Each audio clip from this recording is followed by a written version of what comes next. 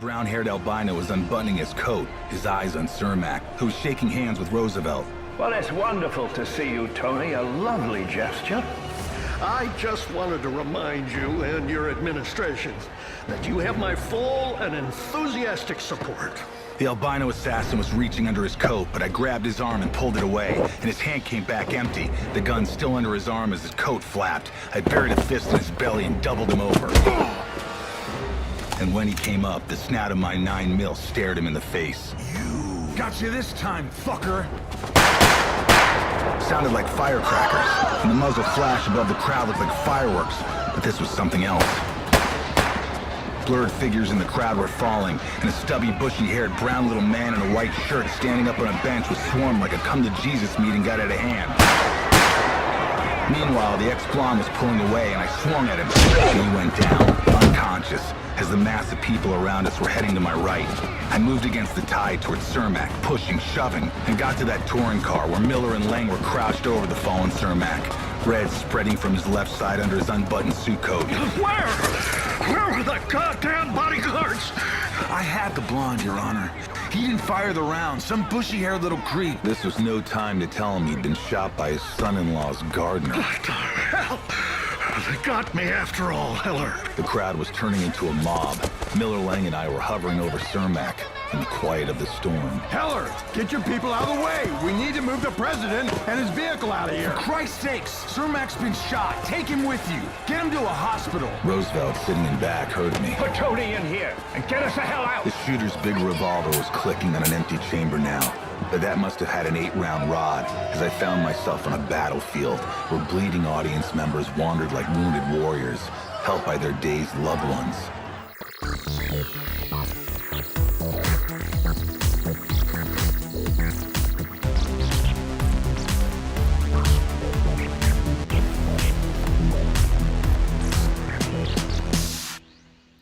Well, greetings, imagination connoisseurs. Once again, it is I, your pharaoh of physical media, coming at you from the Robservatory. You imagination connoisseurs, you members of this, the Post-Geek Singularity. This is, of course, Let's Get Physical. God, I can't. That's the worst I've ever done that song. But you know what it is. It's Let's Get Physical Media, episode number 185. I think I got it right this time. It's game day. It's Super Bowl Sunday. Who knows? Is it going to go like John Frankenheimer's Black Sunday? Let's hope not. We have the might of America surrounding and keeping the Superdome safe, unlike they did during Hurricane Katrina. But you know what? You didn't come here to see me ramble on. You came to see your favorite German, certainly my favorite German, everybody's favorite German, all the way from Saarbrücken, Deutschland, Mr. Dieter Bastian. The man who has no knowledge about American football, but here I am for the Super Bowl preview show, and I say, greetings, imagination connoisseurs, Dieter here. Here I am, Rocky Like Eric, and welcome to the B&B Motel for Let's Get Physical Media, where I have to play dress up because we are expecting a little bit of a guest later or in a moment when we have figured out the technical difficulties, as always. And Rob, considering the Super Bowl, who is playing? I think the Eagles versus the Chiefs, and everybody's hating the Chiefs. Wow, listen to you, knowing who's playing. Who's playing? What is going on? What do you mean? What's going on? We got some American football. First of all, what do you?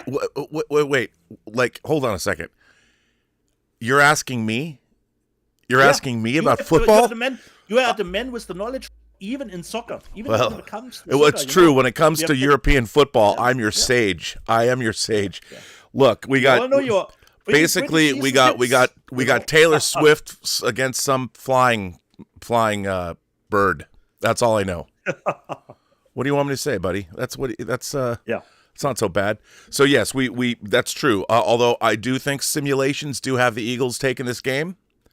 Okay. You know, do we want the Chiefs to win? It's a three-peat for them, three in a row, buddy. I hear it's getting boring a little bit. You know, with the Chiefs taking it every year. What are you going to do, man? It's a little bit here like with Bayern Munich, you know, always, not always, but more often than not, winning the German soccer league every year, you know. It's quite boring as well. What can you do? You just need to watch and consume. Yeah. Like we do. And I think we can perhaps skip the box office for this show, because when the Super Bowl is, there's a little bit of a lackluster, considering the movie theaters suffer a little bit, considering everyone is waiting for the Super Bowl to happen. But there was one thing, Rob, this week. Here it comes, buddy. Where I thought, well, here it is. Rob has found it on his observation. Oh, no. That one word explained everything to all of us, why every franchise is in the dumpster and in the shitter. And the German word was, Rob? Oh, yes. How do you pronounce The that German word? word? Yeah. Weltanschauung, which actually means, what does it mean, Rob? I don't know, but I've wanted one my whole life. A worldview. Okay. You know, the worldview, with the great letter from 1001 Johnny. No, dude, I got to tell you. So for those of you who don't know what Dieter is referring to, so 1001 Johnny in the last episode of Robservations, it's sekakan. Sekakan? It's a Japanese word. Yeah, it was means, a tough Japanese word. Yeah, it's a tough one, which means the concept is it means worldview. And it's exactly what I've been talking about. Why are our IPs, why is Star Trek terrible? Why is Star Wars terrible? Why is Doctor Who terrible? Why are all of our franchises terrible? Why is Rings of Power so god-awful? And basically it's because the way the Japanese approach fiction is they have sekakan. The idea of worldview is kind of what J.R.R. Tolkien did when he created Middle Earth. That Middle Earth was, he created the rules, he created the land, he created the mythology, he created the peoples of Middle Earth, he created the world. And that world is immutable, and it does not change. So creators cannot change the world based on the stories they want to tell. The world stays the world. The rules of that world are immutable, and you have to figure out a way. You can tell whatever stories you want in the world, but the world is that it's a fictional place, but it must stay the world. And as I've bitched and moaned and complained about on this YouTube channel for the last 6 years, or on YouTube in general, approaching that decade anniversary, is they always screw with things. They always change canon, like Strange New Worlds totally changing the timeline of Khan Nooney and Singh and the eugenics wars. But it's funny because I was going to do a follow-up show on my next Robservations. I found a bunch of articles to read about this concept, and I've kind of been obsessed with it.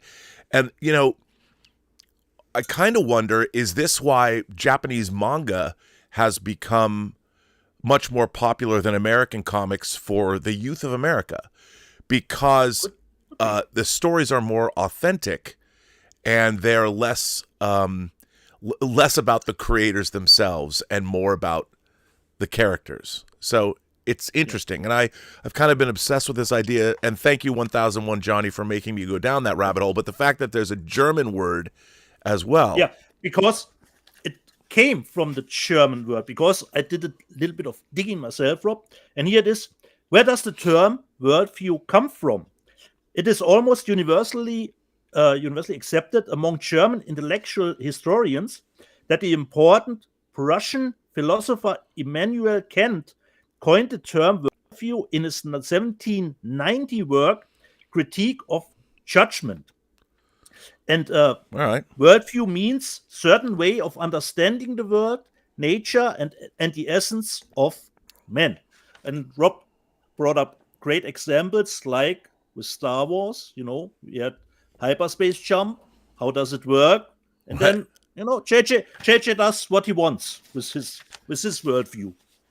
And it's, you know, non-existent worldview. Yeah, hyperspace skipping, where you can skip into a planetary atmosphere in the middle of a downtown city. Yeah, easy peasy, Rob. Easy peasy. I mean, let me just tell you something, dude. Can I just? This is another time I get to mention that. Yeah, I bought the Skywalker Saga box set on 4K. Yeah. I will never ever take that disc out or put it in a machine that I own unless I have kids over and they want to see it. And even then, I would dissuade them. I'm guilty of that too, Rob. I bought it too. I'm never going to watch that god awful film again. Let's have galloping horses on a Star Destroyer hull in space. Oh, hey, but hey, let's not do that. Let's not do that. Fuckers. But that was that one word that explained everything for our modern take with the franchises. Yeah, you know? Yeah. As long as it's good. You know, this week's announcement that they're going to reboot Buffy the Vampire Slayer.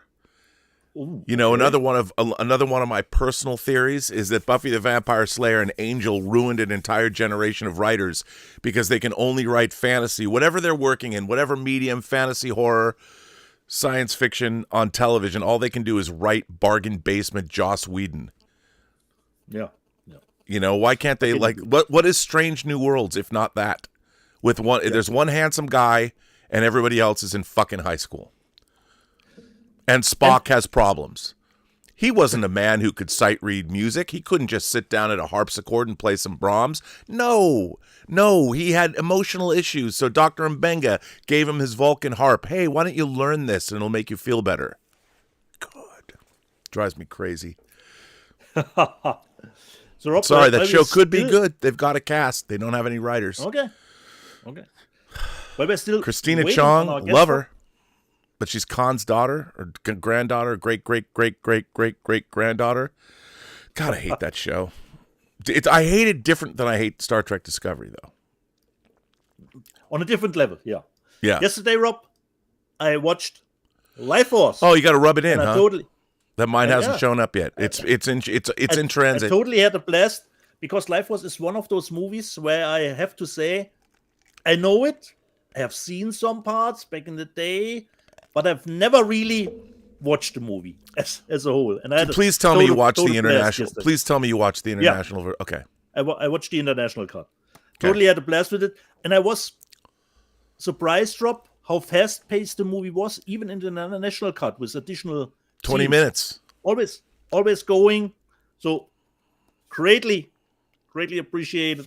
Life Force, blast with Life Force. They should have kept the title of the original novel, though, which was Space Vampires. Space Vampires, yeah. And help me out. I think in the theatrical cut, they got a little bit rid of the Space Vampires as the term. They are not even mentioned, I think, in the theatrical version. No. Yeah. And it's still got some. I love the desiccated corpse. You know, I know it's a puppet, but when it comes to life and sits up. Robert, it really has everything. It has spaceships, vampires. I would say even Return of the Living Dead zombies, you know. Oh, and the greatest pair of nude breasts ever. Yeah. You have a naked space girl just walking around London. And lest we forget, Patrick Stewart, who is in Life Force, and he will tell you himself, his first on-screen kiss happens in Life Force with a dude. Patrick Stewart's first on-screen kiss is with a space vampire dude who's sucking his life force out of him. We have even a sword coming into play at the end. Everything that the genre freak can want is in Life Force. And it has a great Elmer Bernstein score. That theme, the dun dun dun dun dun dun dun dun dun dun, so good. Rob, isn't it Henry Mancini, the score? It is. Did I say Elmer Bernstein? It's Henry Mancini. Yeah. See, I can't know everything, but thanks for the correction, buddy. No, it is. It's Henry Mancini. But somebody else did, not Elmer Bernstein. Why am I thinking Elmer Bernstein? Yeah. It's Henry Mancini. He wrote that theme. But somebody else wrote some interstitial music as well, but it wasn't Elmer Bernstein. What am I thinking? Ghostbusters? Probably, because it came out a year before.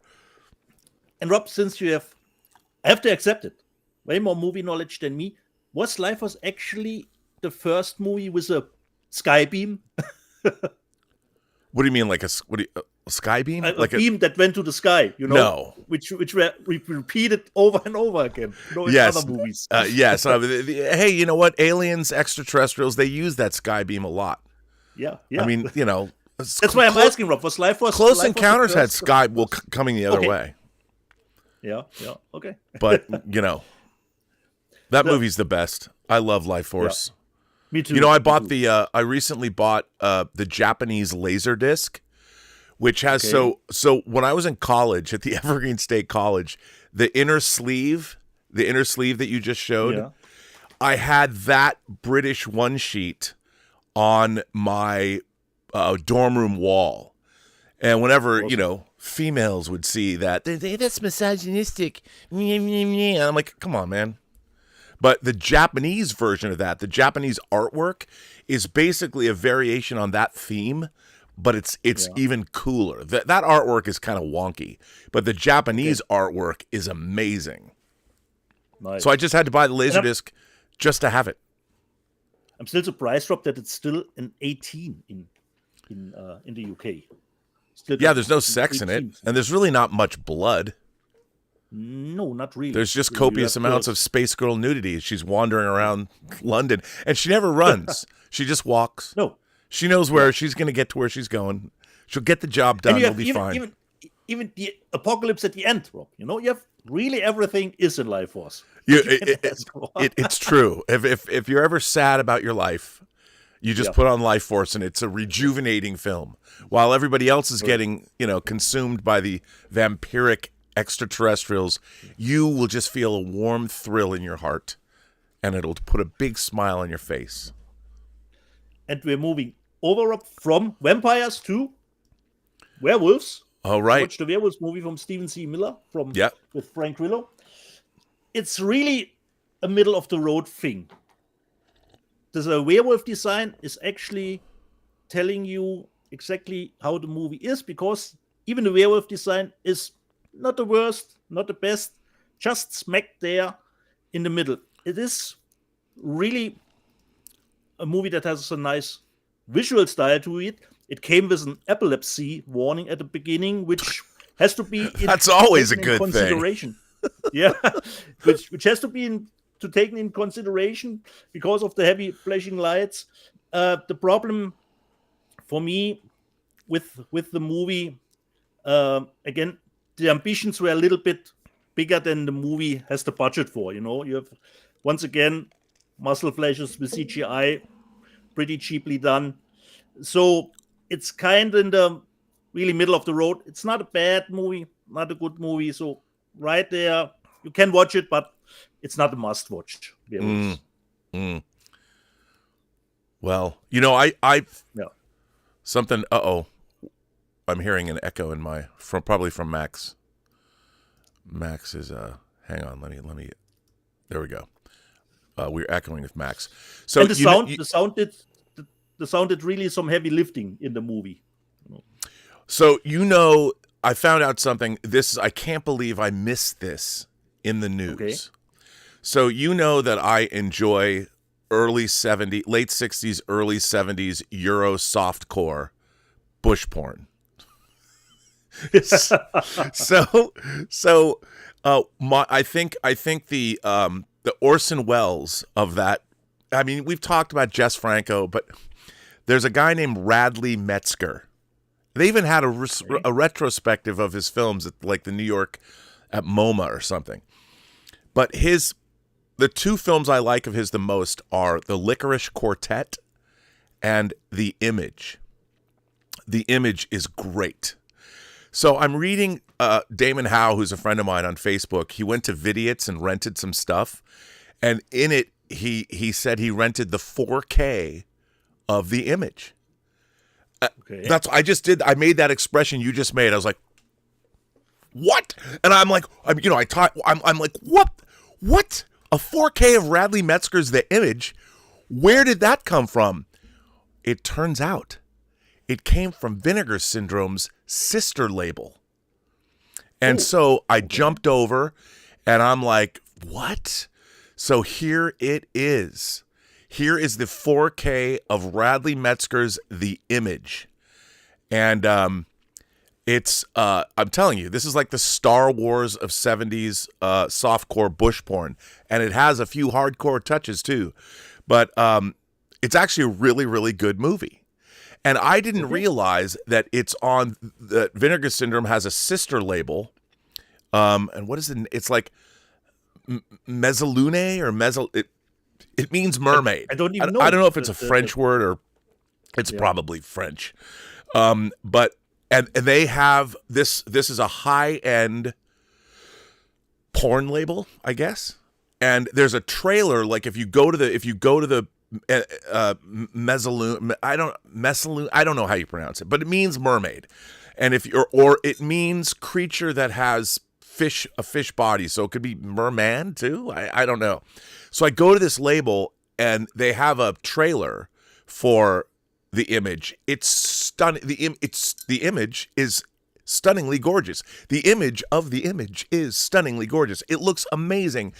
And, Radley Metzger later, he made movies like The Licorice Quartet and The Image are my favorites. But he also made like The Score. He made Camille 2000. And then in the mid-70s, he went full-on hardcore. He changed his name to Henry Paris. And he made Barbara Broadcast, which is one of the great mid-70s surrealist porn films, if you've seen it. And then he made like The Afternoons of Pamela Mann and stuff. But although he did bring the world Constance Money, she's pretty hot in Barbara Broadcast. But the image is incredible, and Vinegar Syndrome put it out. And how could we have missed this, Dieter? How could we have missed this? Radley Metzger in 4K. Is it the partner label which did Sweet Little Darlings? No, that's cinematography. So Okay. That's a different partner label, but there it's like that. It has that packaging like and we've got some new cinematography titles in the news. One of which I'm very, very interested in because I've never seen it. A devil possession movie with Shirley MacLaine from 1970. Come on, are you kidding me? I haven't. I'm like, get into my mind. I need to see that. I haven't seen that. I can't wait. Nice. I know, right? But so everybody knows what my weird peccadillos are. Oh, by the way, somebody on Twitter was telling me how many To Live and Die in LA discs they have. I just want to point out, I have more. I'm just saying, I have more. And if you notice, Police Federales Los Angeles, one of the most expensive discs I ever bought, but I had to bust on that French disc because look at that beautiful slip-cased. Yeah. That's for you. That's for everybody out there. I mean, it took me a long time to get that French disc. And, of course, now that we have Google Translate, I can read that French book. I can just and see all those beautiful French words turned into English. I have more than you do. Just that, whoever that guy was. I just had to, flex. Flex, And someone informed me over WhatsApp. They informed you about what?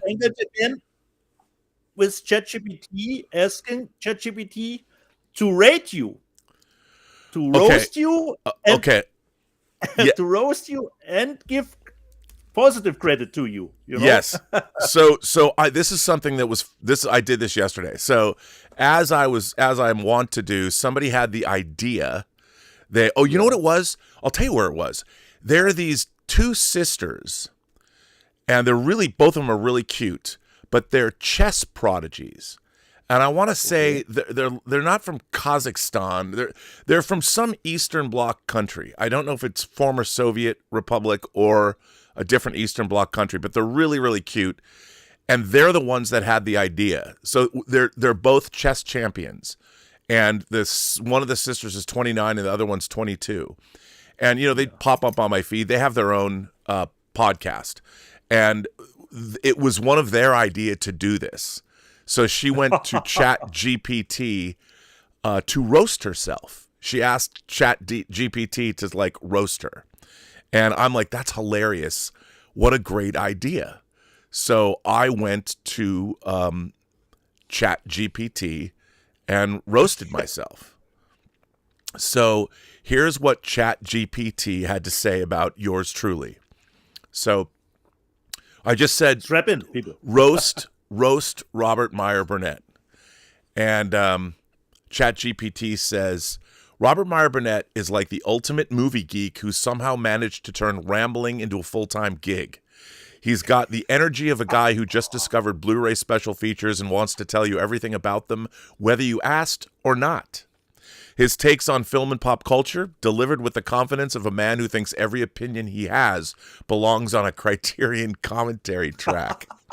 And in the closet. This dude could turn a discussion about Star Trek into a 40-minute TED Talk on why modern cinema is doomed, all the while flexing his Laserdisc collection like it's still 1997. His passion is undeniable, but let's be real. He'd probably correct you on your own opinion if given the chance. And don't get me started on his rants. The man could monologue about The Last Jedi longer than the actual runtime of The Last Jedi. If there were an Academy Award for over-explaining, he'd be the Daniel Day-Lewis of that category. But hey, love him or hate him, at least he's consistent. Like a human Wikipedia page that's been edited exclusively by film school dropouts and sci-fi convention veterans. So there you go. Roasted by ChatGPT. And Max Allen Collins is supposed to be here for this. This was going to be a bit because I roasted him too. But then at Max's behest. Let's first take a step pretty close, actually. Not bad. You know? Not bad, ChatGPT. Guilty as charged. We have to give AI way more credit than we do, Rob. You know, I have to tell you, this came back almost instantaneously.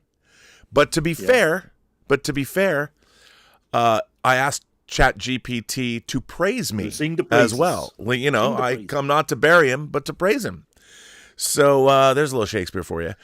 This is what I got back. Robert Meyer Burnett is a passionate and insightful filmmaker, producer, and commentator who's carved out a unique space in the world of geek culture with an encyclopedic knowledge of cinema, particularly in the realms of science fiction and genre filmmaking.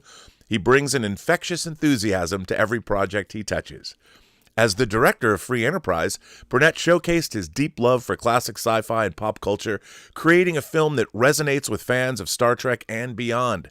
His work in home media production, particularly his involvement in high-quality Blu-ray and special edition releases, has helped preserve and celebrate genre films with the care they deserve. Beyond filmmaking, Burnett's deep dives into film analysis on YouTube and various podcasts have made him a respected voice in fandom, offering thoughtful and nuanced discussions that go beyond surface-level takes. His ability to blend deep industry knowledge with an authentic love for storytelling makes him a true champion of cinema and geek culture. Should we try you? I'm probably not that really famous or knowledgeable that ChatGPT will come up with something. Well, I'm going to find out. Think so. Let's see. Roast. Please, I'll say please roast. ChatGPT's answer? Who? Let's see what it says. That will be the answer. Let's see what it says. It might not. Oh, this is terrible. It says, I'm not sure who Dieter Bastian is. Like I said, Rob, And that's fine with me. That's fine. Well, that's pretty good. It makes sure that your employer doesn't have to, you're never going to get a call from HR going, what did you say on the internet this weekend? You're fired. So there you go. So, Rob, should we show some physical media? It is a physical media show, and we're 30 minutes in, and we haven't shown shit. Yeah. Let's do it. Who starts, Rob? Why don't you start? Okay. And we're still waiting for Max Allen Collins. We got plenty of time for Max to come in if he can get that camera. Actually, nothing special, even if it was Rob's number one pick last year. I finally got it too. I got John Wayne. Did you watch it? Yeah, I have seen it now. And the restoration is, of course, pretty decent. What? Very good. Yeah. You shut your German mouth. Pretty decent. It's great. For me, the movie itself, Rob, it's still that a little bit romanticized version, considering Westerns. Yeah, it is a nice depiction of still being racist back in the day. That's still fine. But for me, it's a little bit too bloodless. Still that romanticized version of Westerns used to be. So I'm really more into the later Westerns, Peckinpah, Leone. So for me, nice one. Dare you? Yeah, I know it's a classic. How dare you besmirch but John for me, Ford. there were some I would say stupid scenes in it too. And you have one actor who can play that really well, and considering the quality, you can pretty much. Well, Let's Get Physical Media is now going to be a show that is starring me, for me. There's no more Dieter Bastian as part of this program. How dare you? Dare you? Yeah. How dare you, sir? Like you said, Rob, it's not. You have to calibrate yourself for the older movies. It's a hard thing to do, and for me, it was a little bit, of course, a little bit too bloodless. It's okay. I will get it, Major Chai. Okay, I will get the buzzer from work for myself for that. Okay. There we have the justice is done. By the way, speaking of Major Chai, she sends me stuff in the mail. I got a package from her. I got a package, and in this package, I made a comment that she sent me this removed before flight, right? And they hang these on, aircraft ordnance and stuff. Then they have these tags are hanging all over planes, like on aircraft carriers and stuff. I said they were so cool. I need more so I can hang them everywhere. And you got more. I got more, but you got more. but they don't all say remove before flight. And this one says insert before takeoff. And I just want everyone to know I've always lived my life that way. Okay. So, there you go. Insert before takeoff. So thank you, Major Chai. She also sends me these cool leather moleskin notebooks, which I have in my car. I have here. Yeah. So thank you. So anyway, back to you, Dieter. What did you get? What more did you get? What did I get? The companion piece to Nosferatu in 4K. The Last Voyage of the Meter from Tesla.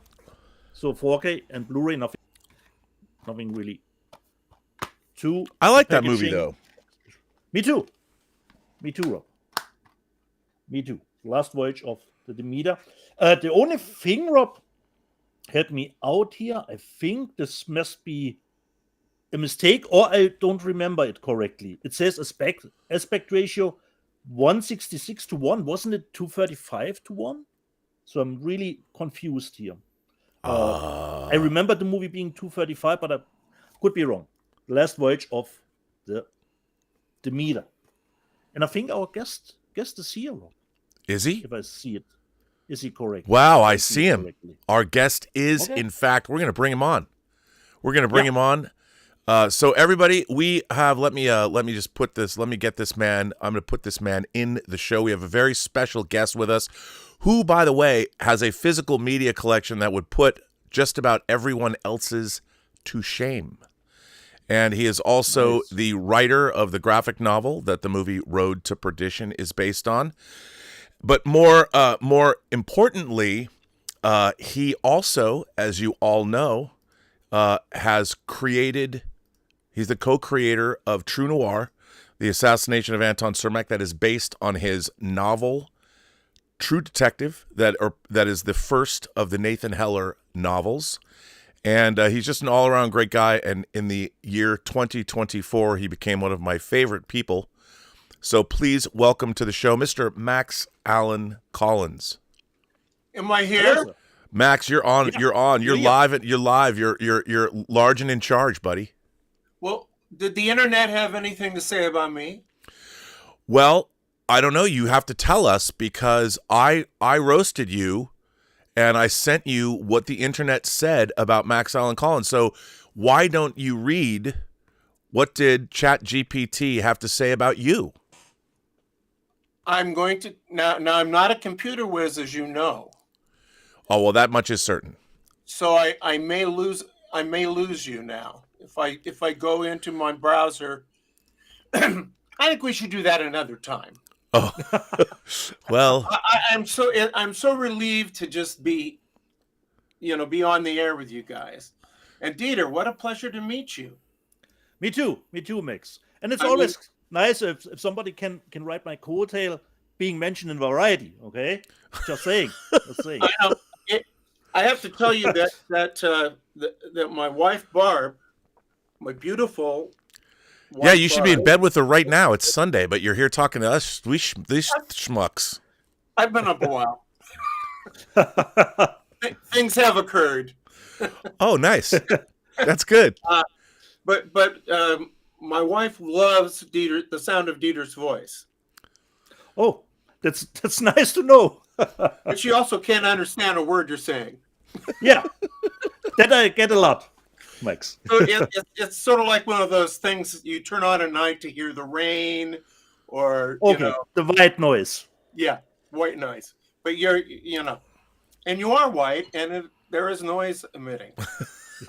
Uh-oh, you had to bring race into it. We're in trouble now, but not in today's America. Max, I got a Vinegar Syndrome box this week. Oh, really? Mm-hmm. Do you have it was with on you? My porch, and I thought, since I'm going to be on with you guys, I shouldn't open it so we could do an unboxing. Awesome. Wow. So you have it? Do you have it there? Yeah, but I couldn't wait for you guys. Oh, what does Max You want have? me to show my physical media? Yeah, show us what you got, buddy. Yeah. Okay, it's a bunch. Okay. All right. Time. I've got Virtuosity, which I've never seen. Oh, okay. You know, neither one of us, we didn't buy that. By the way, directed by Brett Leonard, who directed Feed. Can't not talk about Feed. I got Terranauts. Oh, I want to get that. I got Terranauts because it's a British science fiction movie from, I think, the 70s. 60s. 60s, okay. Yeah. And one of the stars is Charles Hawtrey of the Carry On movies. So how could I not get this? There you go. Crack House. Richard Roundtree. Now, I should say that I've been talking to Rob a lot about how I'm going to control myself on my buying now. Yeah, it looks like that's really worked out for you. Kind of shaming him about that. I'm trying to guide him into a more mature outlook so I can be kind of like, if this were Physical Media Anonymous, I'd be the guy that he would call. And I would say, Rob. But you're my sponsor?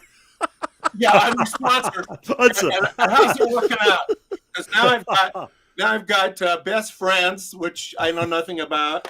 Wait. You can't put that down so quickly. Let's see that cover again. Put it closer to the camera. Yeah, like I know where the camera is. That's what I'm talking about. There we go. Yeah. Yeah. Yes. It's rumored to be based on when Barbara and I met.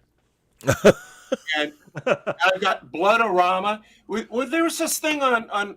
Remember, there's a thing on Vinegar Syndrome where they were doing a different sale every day for about a week. Yes. And the prices were kind of crazy. Okay, I got more. Oh, I got plenty more. Yeah. I mean, you buy stuff that Dieter and I wouldn't even buy. I know whether to be fun. I think I'm honored. The Cardenas Collection, Volume 2, because there were too many questions left unanswered by Volume 1. Curse of the Devil. Ooh, cool. That's a great cover. It is, and I do. I have to say, I like it. I'll mispronounce his name, but Paul Naschy. I mean, yeah. I do love him because to see that that sensibility from Hammer and the Universal monsters filtered through that other sensibility is really interesting. Dangerous Game, which I bought because I didn't remember Madonna was in it. Yeah, that's Abel Ferrara. Yeah, but he did the pilot to Crime Story. Right. Yeah. So how could I not buy it? Well, that just reminded me. That's a disc I need to pick up. I always mean to order that, but I never do. Now this one is actually no jokes about this one. Oh no, that's a great. I'm not a sports fan, but a huge fan of the novelist Mark Harris, and they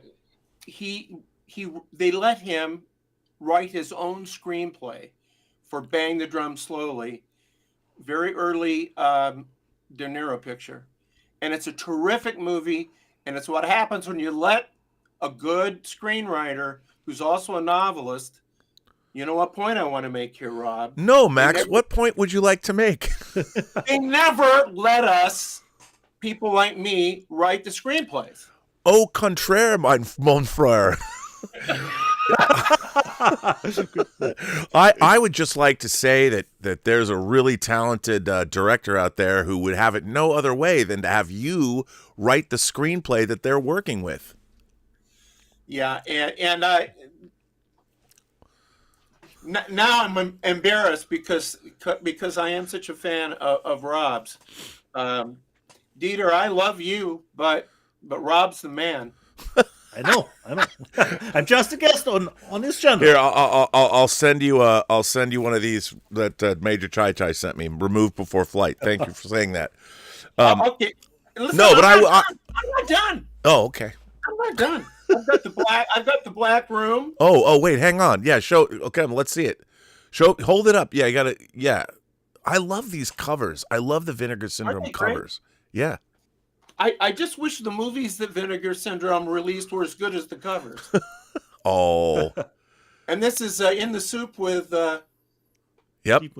with Buscemi and Timur Casal, who I met because he was, I wrote the Dick Tracy comic strip and was down in, the movie was out with Warren Beatty, and he was I think he played Sam Ketchum. Yeah. And I have to tell you this because I think you'll appreciate this. I had a poster, a little poster I was going to get everybody signed. I was going to get Warren Beatty. I was going to get everybody. And the first person I asked to sign it was Seymour Cassell, and he signed his name. I have to tell you, for you, Seymour. I was here for you. when we took Free Enterprise to Sitges in Spain in '98, Seymour Cassell was there as a guest, and he was hilarious. And he made me smuggle Cuban cigars because Cuban cigars are illegal, but he made me bring a box, like he wrapped it as a gift, and I was carrying Cuban cigars back through customs and they let me go through customs, and so my big Seymour Cassell story is I smuggled Cuban cigars from Spain to the United States for him. Well, so there you go. When we went to, my wife and son and I went to the Dick Tracy premiere at Disney World in Florida, and everybody but Madonna in the cast. And you remember what that cast was like? Yeah, it was amazing. They were all there. And I was like on a press junket with people like Dustin Hoffman, and it was crazy. And Dustin Hoffman played Mumbles. Yeah. And I told him at the time, I've got Mumbles back in the comic strip right now. And he said, and I had something with me, and I showed him, and he read me my dialogue as Mumbles. Did you have to pay him SAG rates? No, not a dime. I'm an indie filmmaker. Last Embrace, Jonathan Demme. Yep, I got that. That's fabulous. And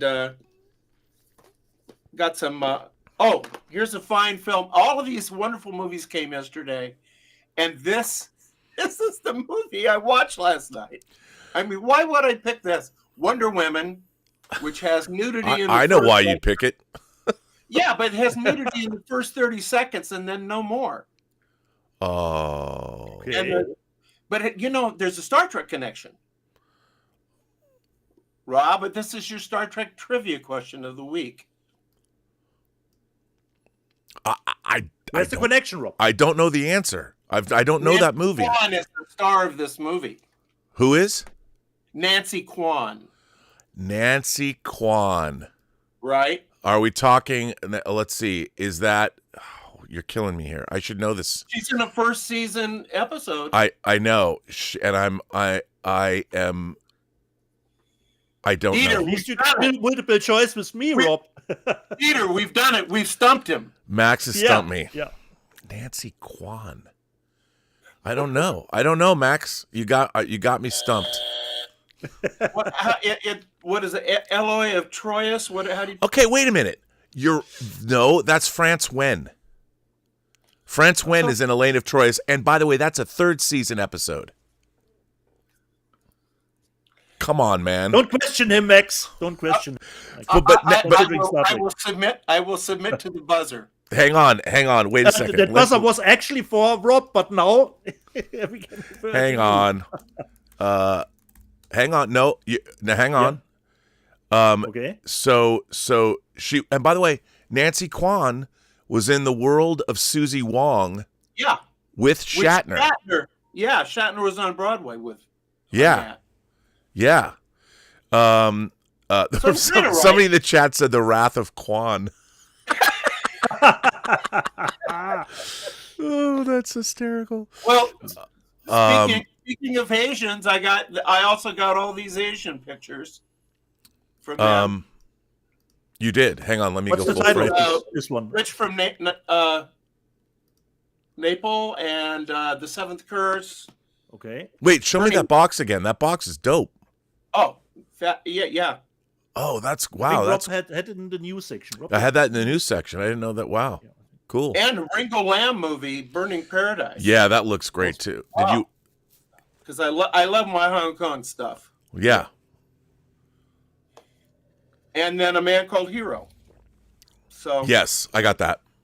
And that's the box. That's the box. So you fit right in, Max. You fit right in. However, I also got this stuff in the mail.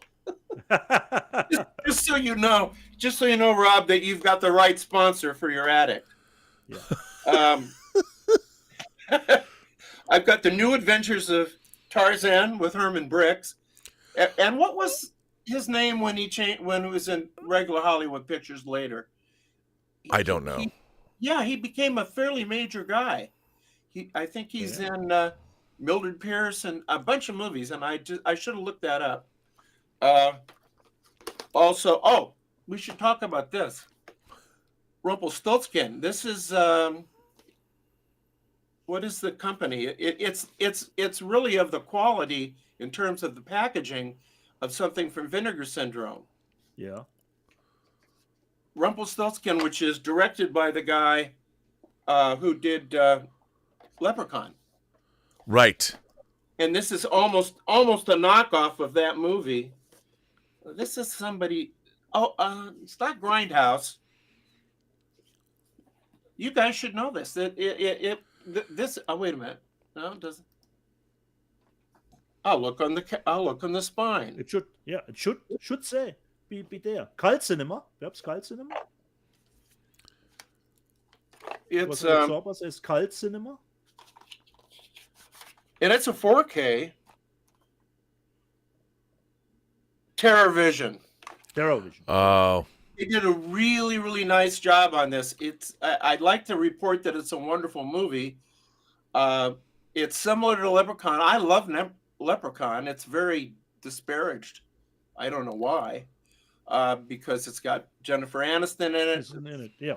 It's really a good horror movie, but they didn't let the director do any of the sequels, or maybe he didn't want to. So he tried to lighten. It didn't quite strike twice, but it's if you're into this kind of thing, it's worth getting, and it's a lovely package. Book. I mean, the whole Vinegar Syndrome, Severin kind of 9 yards. Wow, that's a very healthy box of amazing stuff. Chunky. It's a chunky boy. Now, so how long? How does that represent? Like 3 or 4 months of orders? They ship them to you all at once. So did you place all those orders at one time? Do you actually think I pay any attention? I just. You think I have any idea? Max. You're just like us. You're just like us. Click. Click. Take my money. One of the advantages of being an older fellow, and Dieter, the only reason Rob hangs around with me is to make him look young. It's true. It's true. Oh, that's escape endgame. I can't remember what I ordered. This stuff comes. It comes in the mail. I go. Mostly, I order things 2 or 3 times. And it just keeps showing up, and I have to explain to my wife why we're sending these movies back. What can I say? But no, I am trying to restrain myself. How do you think? We all tried it. It doesn't work, man. I try and Doesn't restrain work. myself. Exactly, Rob. I keep saying, this is going to be the year that I'm going to cut down. This is going to be. This is the year. This is the year. 2 weeks in. Well, I wonder if you gentlemen, because you are both the men. Are you relieved when someone like Vinegar Syndrome or Severin releases their title listing and you say, "Oh, good, I don't have to order any of this stuff"? Actually, sometimes yes. Yeah, Max. Yeah. Yeah, but then the opposite. Yes. Lately, the opposite has been true. Severin's putting out some bangers. Arrow keeps announcing bangers. I mean, and it's like there's so much cool shit. But always one company that fills in the spot. When you think it's true. You have a little bit of free space now, and then another company comes in with new great titles. What is the famous Godfather 3 line? Just when I thought I was out, they pull me back in with more cool shit. I mean, look, the world could be going to hell in a handbasket, but goddamn, there's some. How long have you been in the Robservatory, Rob? Hey man, I've got the world working on your show. I never leave the Robservatory. The only outside contact that I get with real people is with whoever I'm talking to on the other end of this screen. I'm looking into a little green light, and most of the time I'm just talking to myself. The one thing about YouTube is it really is a form of public masturbation. You just talk I'm sorry, Rob, I wasn't listening. Public masturbation. That should have got my attention. That's spelled with a U. I always misspell it. You back into it, don't you think? That's right. Putting the U back in masturbation. Yes, especially if you get that 4K disc of the image. I'm waiting for my 4K disc of Road to Perdition to come. Yeah, when are they going to put that out? It's kind of a long effing wait. But it only had a Conrad Hall's last great film that he won the Academy Award for. Is that Paramount? Paramount. I think it's DreamWorks. Well, if it's Paramount, maybe, Vinegar Syndrome's partner label Cinematography could put it out. Because with all the different, it could be a Kino title, because with the Paramount library, they, you never know. There's so many, the Paramount library is up for grabs, but it might be because it's part of DreamWorks as well that they can't get it. Yeah. And Paramount might only be a distributor and not own the film. I don't know. No, why shouldn't Paramount make sure that, because there's nobody in that movie. Yeah, not like Paul Newman, Jude Law. Paul Newman, You know who's not in that movie, though? Anthony LaPaglia. Anthony LaPaglia was Al Capone in Road to Perdition. Where could we see his performance? Well, you can see his performance in deleted scenes, or you can get True Noir, The Assassination of Anton Cermak, written by Mystery Writers of America Grand Master Max Allan Collins, where we bring back Anthony LaPaglia to play Al Capone in Chapter 4, 2 New Clients. Written by you. I really wish that somebody had written an essay about me, because it would kind of sum up everything you need to know about me. ChatGPT did. Really? Yeah. ChatGPT, would you like me to read the ChatGPT essay about you? There's nothing out there but good stuff about me on the internet, so I think we're in good shape. Are you sure? Yeah, I'm totally confident. Well, if you say so, I guess so. I mean, I guess that could be true, or maybe not. I'm just going to tell you what ChatGPT says about you. Here you go. Max Allan Collins? Oh, you mean the guy who spends his days trying to convince people he wrote Road to Perdition before the movie made it cool? The man who has more tie-in novels under his belt than original ideas? If there's a movie, TV show, or video game with a plot, chances are he's already turned it into a book before you even realized it existed. Don't get me wrong, the guy knows his way around a crime story, but let's be honest, his bibliography reads like the novelization section at a Blockbuster in 1999.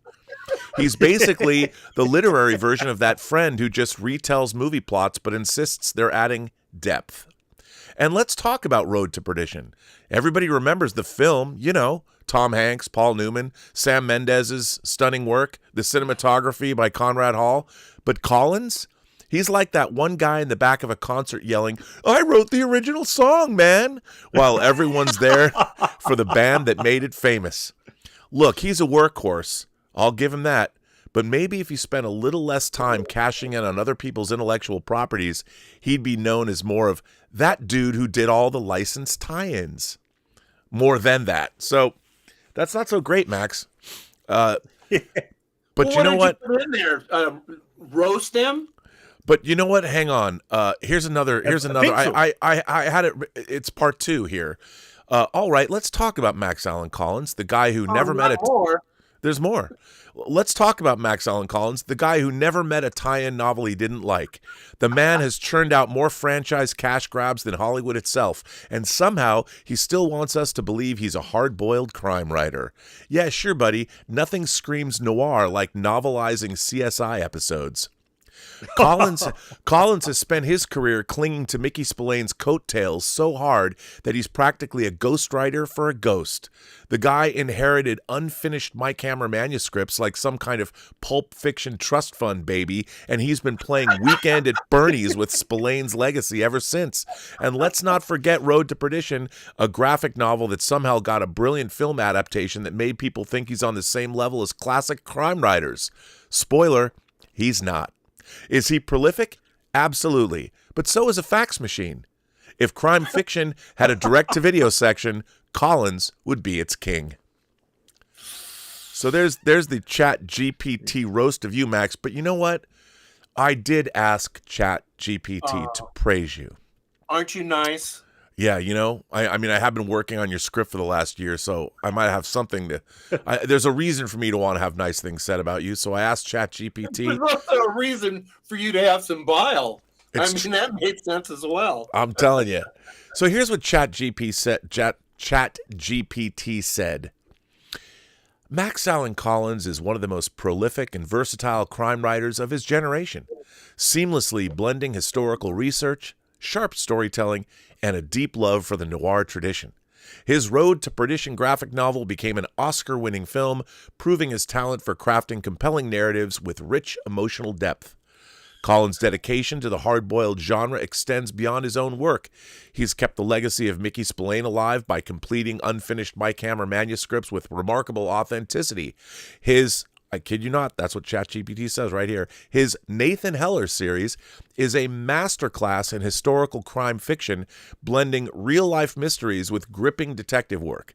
Beyond novels, Collins has left his mark across multiple mediums, comics, television tie-ins, and even film, demonstrating a storytelling range few can match. Whether he's penning a hard-hitting detective tale or a media tie-in, he brings professionalism and an unmistakable voice to everything he touches.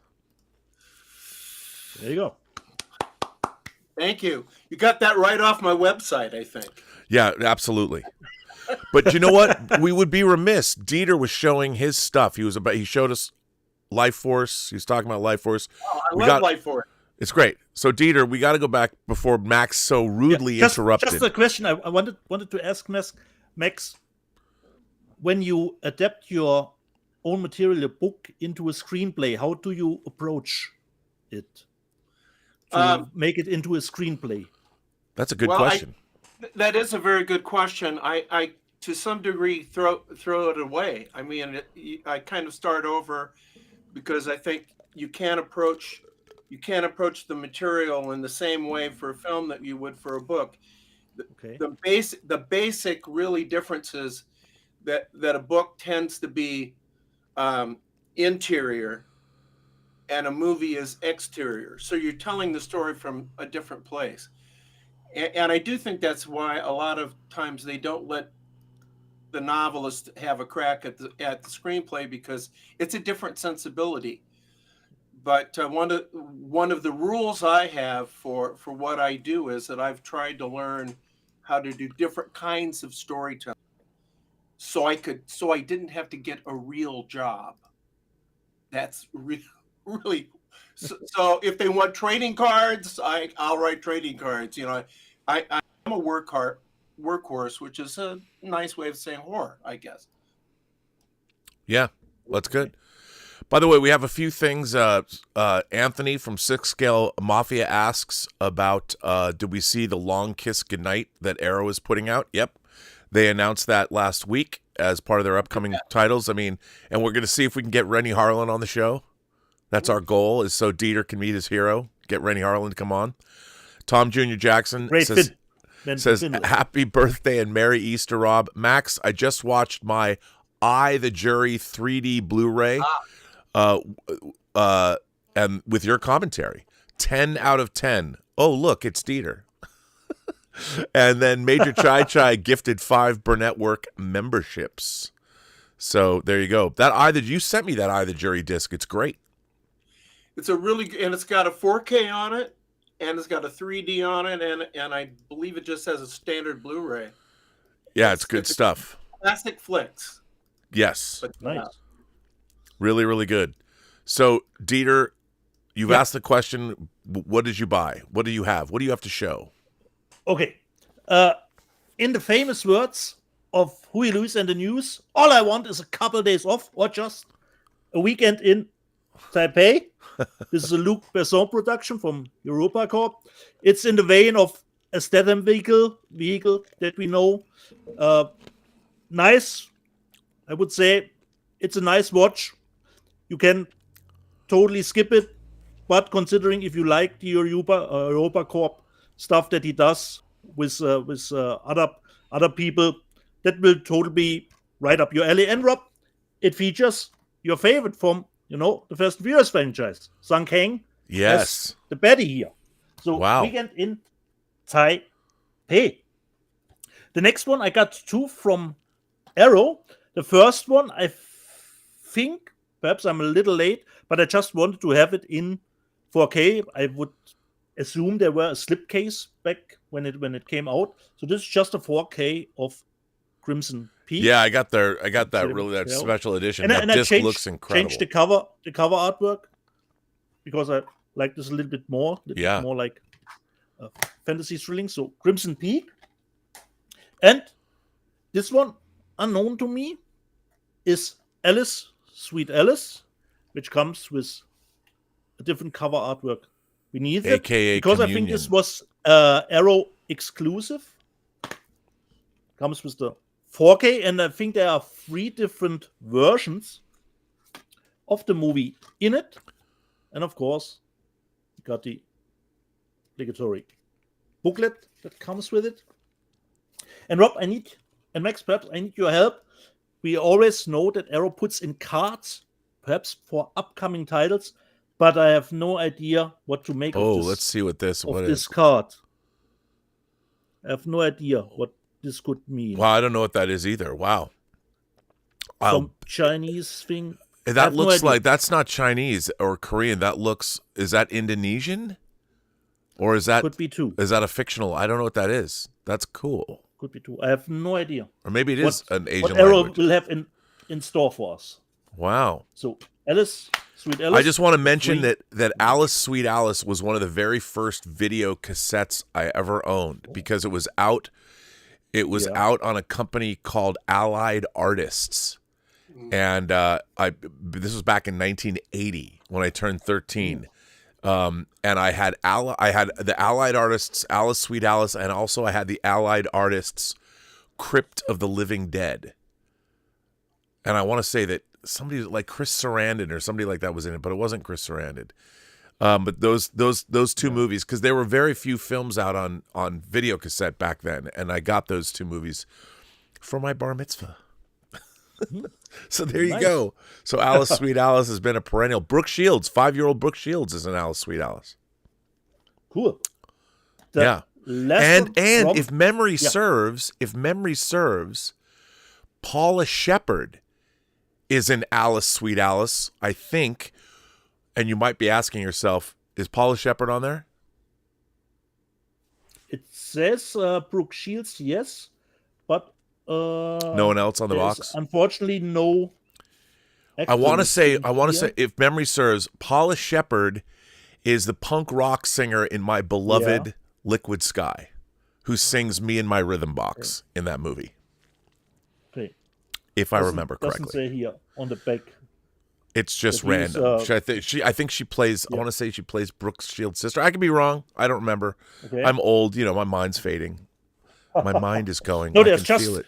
too much film knowledge on our hard drive, Rob. Well, certainly I know who France Wen is. At least I know that. and the spaces already ran out. The third Arrow title that I got this week is actually a double feature, a Japanese double feature. A Certain Killer and a Killer's Key. Yeah, that looks dope. Did you watch any of those yet? No, unfortunately not, Rob. So you could switch it to the Killer's Key. So actually you have 3 artworks in it. But it's just one Blu-ray. But the movies are not that long. It's only 82 and 79 minutes. And there's, of course, only a mono track for those movies. So it shouldn't be a problem that both movies are on one disc.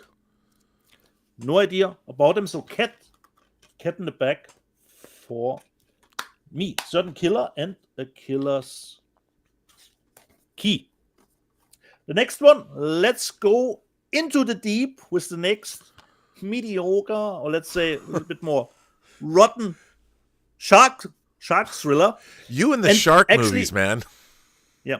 Rob and Max, would you believe me that actually more people die in this movie through gunshots than actually shark attacks? Because you have pirates who want to get their drugs back, and you have even Richard Dreyfuss is in it, and I'm a little bit confused why the cover is not promoting this, but he's only featured in flashbacks, and the flashbacks always takes the tempo out of the movie. But he's really playing really good. It's more than a paycheck. And he's even featured in the end credits where he gives a little bit of a speech how important those great white sharks are. They're totally important. Into the Deep with Taylor Scott Compton and Richard Dreyfuss. Wow. The next one, perhaps already the worst cover of the year, but I watched the movie last night and I had a pretty decent time with Cynthia Rothrock's movie Night Vision. Wow. The problem is that's a really terrible cover.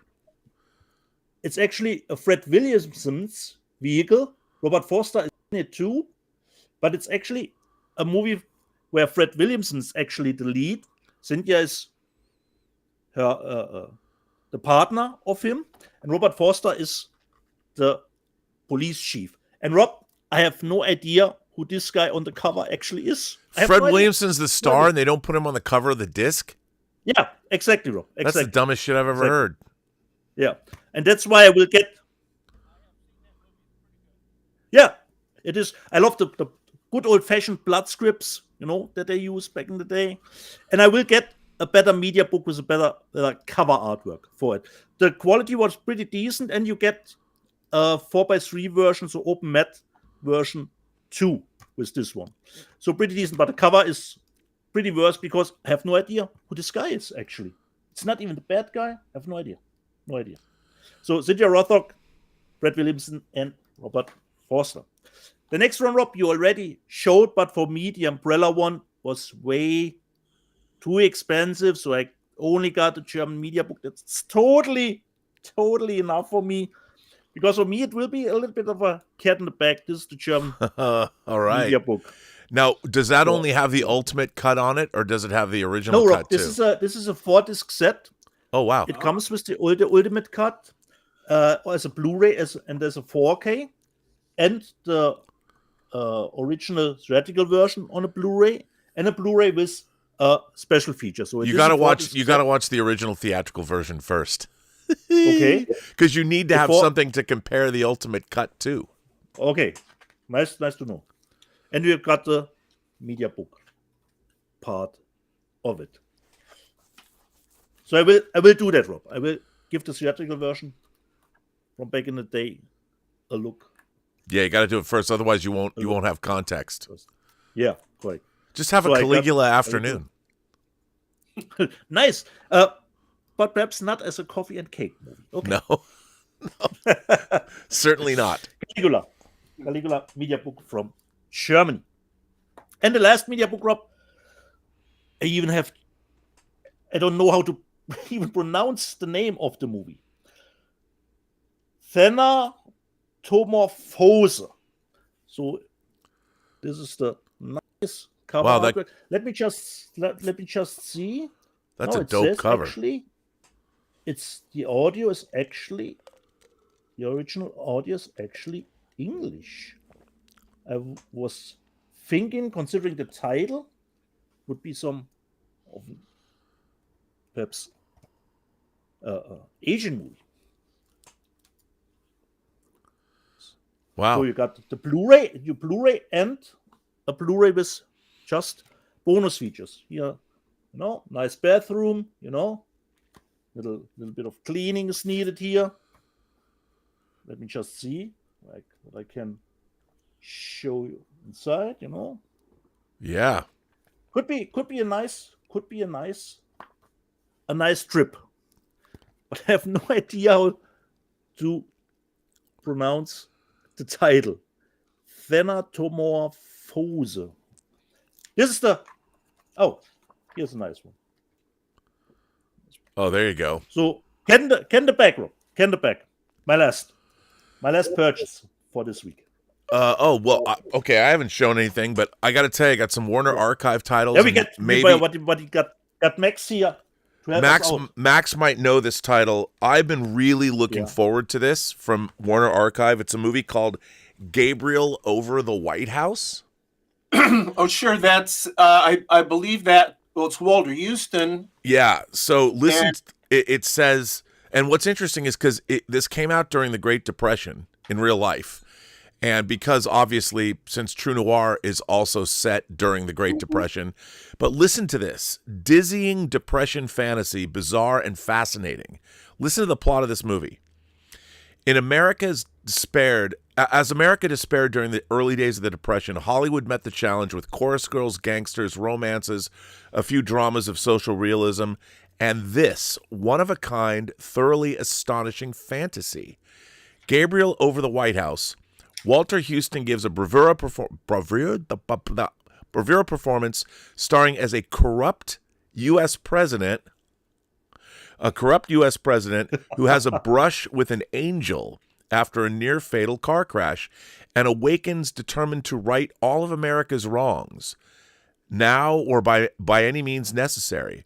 Towering like a Yankee colossus, he sweeps constitutional safeguards aside to tackle poverty, crime, and world peace as a populist dictator, winning the adulation of a grateful nation.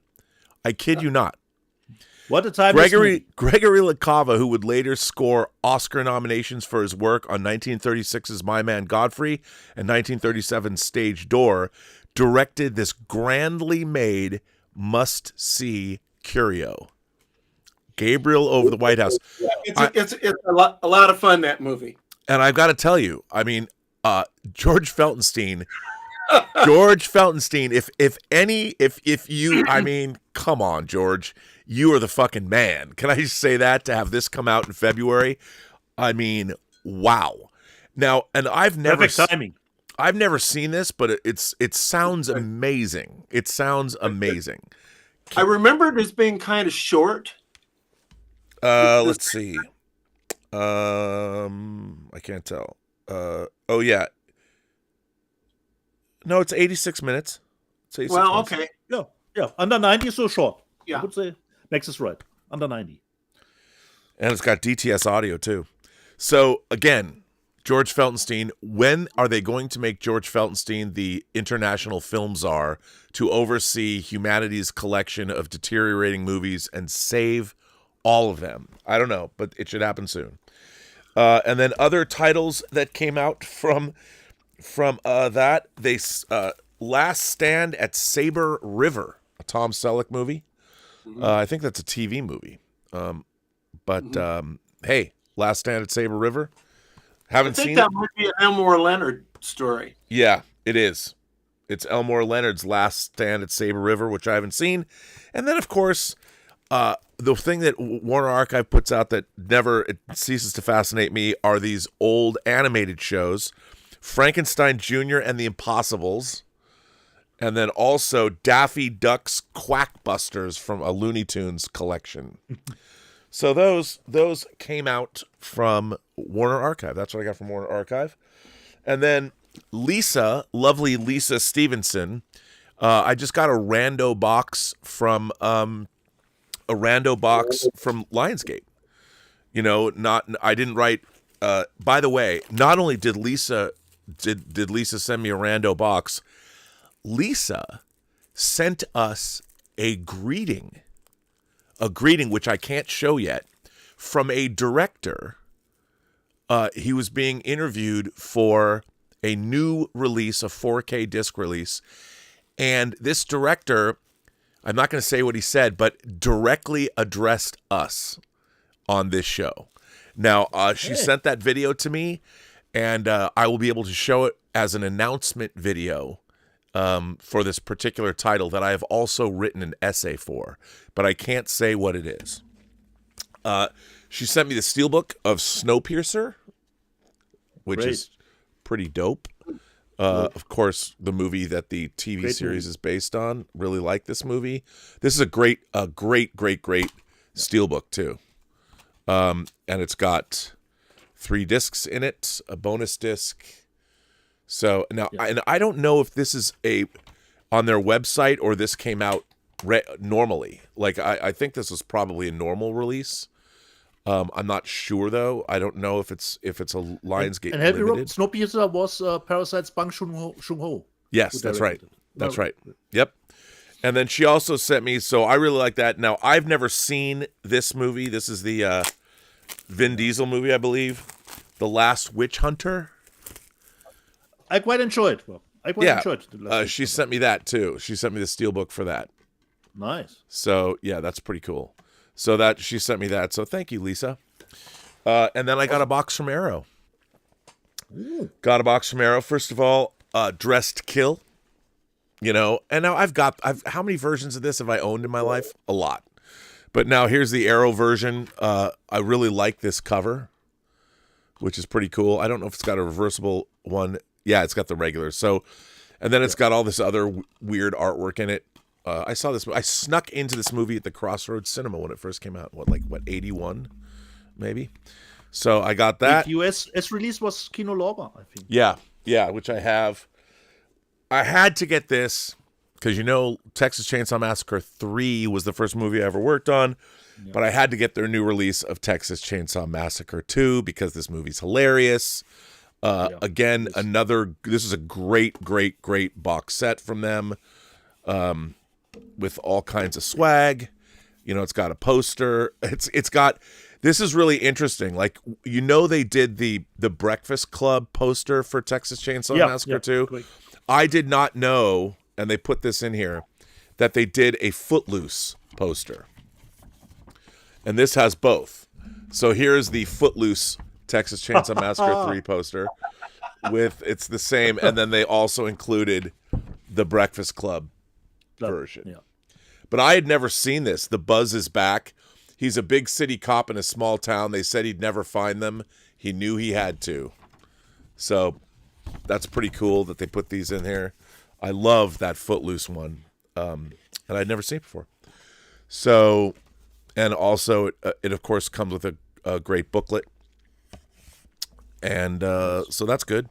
Texas Chainsaw Massacre 3, very, very exciting to have, Texas Chainsaw Massacre 2, the parody version. And I don't know if this is a British, because it's got the 18 label. I don't know if this is a British-only release. And then, of course... Could be because Vinegar Syndrome put out Texas Chainsaw Massacre 2. They did. The States. And then, of course, the Piece de Resistance. William Friedkin's Cruising. Now, what is hilarious about this is this slipcase. It even has the texture. It's like leather. You can't really see it, but it's got like a leather jacket, which is hilarious if you know the movie. That's cool. And so it's got this, but the outside leather jacket, which is hilarious. And then it comes with, again, a big booklet and a poster. Same thing that Arrow stuff comes with. Now, what's really interesting about this movie, if you have not ever seen Cruising, or you've never heard about it, or you don't know what it is, it stars Al Pacino, and it's a cop thriller based on a novel, and William Friedkin both wrote and directed it. And he goes into the leather daddy, rough trade, gay underworld of New York looking for a murderer. Somebody is murdering men that he's picking up at leather bars and killing them. And Al Pacino goes undercover into the rough trade gay leather daddy scene, call it what you want. And when they filmed it, it was notorious because when they went and filmed it, they filmed in real gay bars where at the time a lot of X-rated man-on-man action was actually happening. And it was being protested when it was being shot because obviously the gay community did not want to be portrayed in an unflattering light. But what's really interesting is William Friedkin spoke when I was at USC, and he was talking about this movie. And he talked about The Exorcist and his use of subliminal cuts in the film. And I'd seen this movie. A funny thing, Jerry, Jerry Weintraub, who produced like the Ocean's 11 movies, produced this movie. And at the time, he was running Concerts West, which is a big concert promotion company. So my dad was his insurance broker. So my dad took me to see Cruising in the theater, not knowing what it was about. And I want to say I was like 13 or whatever. And Cruising through the streets. I had never seen anything like that. I mean, it was kind of the same year that I started getting friends who were gay. But I'm like, my first experience with the gay scene was this movie, and I'm like, wow. And my dad, I had all kinds of questions when it was over. So that's the first time I saw this movie. But so anyway, so William Friedkin was talking at USC, and he said when he made this movie, he said he showed the murders to the MPAA, and he said, do you guys have any problem? And the MPAA let this movie go. It's R-rated. But Friedkin said, whenever there's a murder in this movie, he intercut, it's only a few frames, scenes of hardcore male penetration by other, there's actual homosexual intercourse in this movie every time the knife, and I was like, come on. So I went and rented it. I rented the VHS tape. This was 88. Where's the still frame? And sure enough, he wasn't lying. And I couldn't believe it. And now it's in 4K. So as a Friedkin, but Rob, your dad stayed with you during the theatrical exhibition? Oh yeah, no, he did. We did not. No, because it was watch it alone. Because the producer was his client, and my dad was a crime thriller fan, But this, I haven't looked at this disc at all. I haven't looked at it yet. But apparently, there's like all kinds of outtakes and behind the scenes stuff. Can't wait. See, Rob, I have a question for you. Do you know the relationship between another film that you had on today, Dress to Kill, and Cruising? Do you know what the relationship is between those movies? No. Cruising started out as a De Palma movie. He was going to do it, and they didn't agree on the approach, and his version of it evolved into Dress to Kill. Dress to Kill. Kill. Wow, I did not know that. Well, I only know it because this is a commercial, not for me, but this book on Brian De Palma. Can you see it? Hang on, here, scooch it over closer. There we go. This just came out, and it's by Laurent Bozero. Yeah, one of your fellow toilers in the special features Yeah. realm. I'm a huge fan of the first 10 years, starting with Sisters. Yep. Not the earlier comedy stuff, but from Sisters up through Blow Up About. Yeah. That's what I love. I love De Palma's stuff, but that's to me that's the fillet. Yeah. And Phantom of the Paradise, Carrie. Yeah, this is only about that 10 years. Oh wow! And it's like it's an oral history essentially, where everybody's been interviewed, and Nice. and someone must. It's a wonder if you like De Palma at all, or really just film in general. This is an incredible book, and I'm not part of it. I don't have a dog in the hunt. Just that I would have to say that two of my favorite movies, probably on my top 10 list, are Phantom of the Paradise and Obsession. I love those two movies, and they're very well represented in this book. I saw Obsession theatrically at the Coliseum Theater in downtown Seattle. Yeah, that was in the days when if you liked a movie, you had to go back and see it again. You had to totally. actually go to By the way, theater. Max, these are coming to you too. These are coming your way. The Substance Peter, and Stir of Echoes. He keeps promising to send me a package. I hope. I have hope a it's package 'cause for it's Thomas coming out. Logan right here, and it's been sitting here for 2 years. I'm not kidding. You're in the same boat as Max. You and I park our shuttlecraft in the same shuttle bay. It's true. Don't we? No, but I gotta get all these. I got stuff for Dieter that I haven't sent him. By the way, I did buy Victor Griggs. We have a member of the channel who suffers from CP, and he wrote a book of poetry. And I told him I would order it at our last member call, and I did get it. Rolling Through Life, because he's in a wheelchair, and it's pretty good. So Victor, good on you for writing a book, buddy. So that is my haul for the week. May I just say, gentlemen, we had not one crossover. You know, Not one. That's true. Didn't get your life also. We didn't have one crossover to show. Awesome. Not one title came up double. No. Tracy, A World in Pajamas, says, with regards to writing books, I have an agent and a publisher might be interested. I'm terrified of signing any contracts. Max, do you have any advice? And by the way, Castle Grace Skull gifted a Burnettwork membership. Max, any advice about those vultures that want to pick at your carcass and steal from your pocketbook? Well, at least they're hungry. I would say, definitely, I would say get an agent. Don't because if you agent the book yourself, if you negotiate the contract yourself, you have a fool for a client. That's good advice. And that's Okay. Yeah. But what are things you should look out for? Anything? Well, I think the foreign is important to try to make sure you hold on to foreign, or at least have a piece of the foreign audio and all those kind of ancillary things. That's really important. And the sort of the term of the agreement.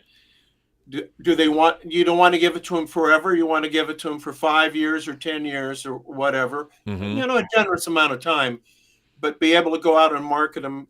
Again, it's not that different than from with the movies, particularly indie movies, where Sure. you don't want to give it up forever, or you will regret that. That's good advice. Good advice. Good advice. So, should we do news? Yeah. We were caught up on super chats and all that. Yeah. There is a lot. What is coming out? There's a lot of news this week. A lot of really interesting things are coming out. Let's start with this. Warner Archive is putting out more animation. Magilla Gorilla, the complete series, is coming out. And for those of you who want that animation, there you go. But they're also putting out some other cool stuff. They're putting out, Max and I were talking about Monogram Pictures just the other day, weren't we, Max? Yeah. Right. Yeah, so Monogram Matinee, this is really interesting. So this is Warner Archive Volume 1 of the Monogram Matinee, and Jimmy Davis in Mississippi Rhythm. And then the second feature is Western Renegades. So this is kind of exciting. And we were taught, Max, what did you say? There was a slogan. You mentioned something about Monogram. Oh, I did a line in a Heller. There was we did one of those books where a bunch of authors come in and do a chapter, right, to raise money for something. I don't know what, probably the Trump campaign, Yeah. And at any rate, I did a couple of Heller chapters in that book, and I had a line there that I always regretted spending on that, but was Heller's on the deck of a ship, and he says the night was as moonless as a movie from Monogram. Starless. The night was as starless as a movie from Monogram. Because Monogram has no stars. Well, and it was just, see, this is the thing. I'm always talking about how the idea that when you learn something, like I call it the plate of shrimp situation, because in Repo Man, actor Lori Walter is talking to Emilio Estevez and giving him his philosophy, and he says, look, sometimes you'll hear the word shrimp or plate of shrimp or something, and then you'll suddenly hear that or see that everywhere you look. Everywhere. I had not thought about Monogram Studios in years, and you told me this story when we were talking on the phone the other day about Monogram, and then sure enough, here it is. Here's the Monogram Matinee, not 3 or 4 days later, and I thought about that, a starless night, like Monogram. And the reason why we talked about it was a true noir. I don't know if we've mentioned True Noir yet. Yeah, the assassination. You can go to truenoir.co right now, and you can get the first 6 episodes. I heard, by the way, I did play a piece at the beginning of the show from a clip from episode 6. That is pretty exciting. Part of the action scene that happens. You did an incredible job on 6. Isn't that cool? Honestly, yeah, making me look good. We were talking about it because at the Chicago World's Fair, 1933 World's Fair, there was a Hollywood exhibition, and we have a kind of a scene there, I believe. Yes, that's why we were talking about it. And they brought in stars to do that if they had talent from the radio or whatever, they wanted to do a screen test, they do them right there at the fair. Yeah. And the stars were people like, Grant Withers. I mean, ooh. Yeah, I know.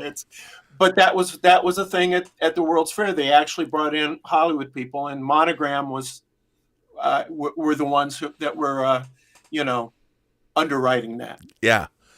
No, it's good stuff. So there we go.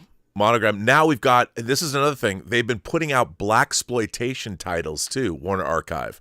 They have a new one coming out, Hitman. He aims to please. This stars Bernie Casey and Pam Grier. That's a remake. That's a remake of Get Carter. Yes, it is. And I love this movie, by the way. And Warner Archive is putting it out. So that's very cool. They're also putting out the science fiction movie Earth 2. Actually, this was a pilot for a TV show. This is not to be confused with Gene Roddenberry's Earth 2. But this is going to be a TV show that was going to be set on a space station, but they only made the pilot. Now, Warner Archive had put this out before on DVD, but now they're putting it out on Blu-ray. So this is pretty cool for you science fiction space freaks. That's cool that they're putting this out. And that's, again, Warner Archive. And then we have coming out Rudolph Valentino, The Four Horsemen of the Apocalypse. So this is one of his, I think this is his big star-making movie.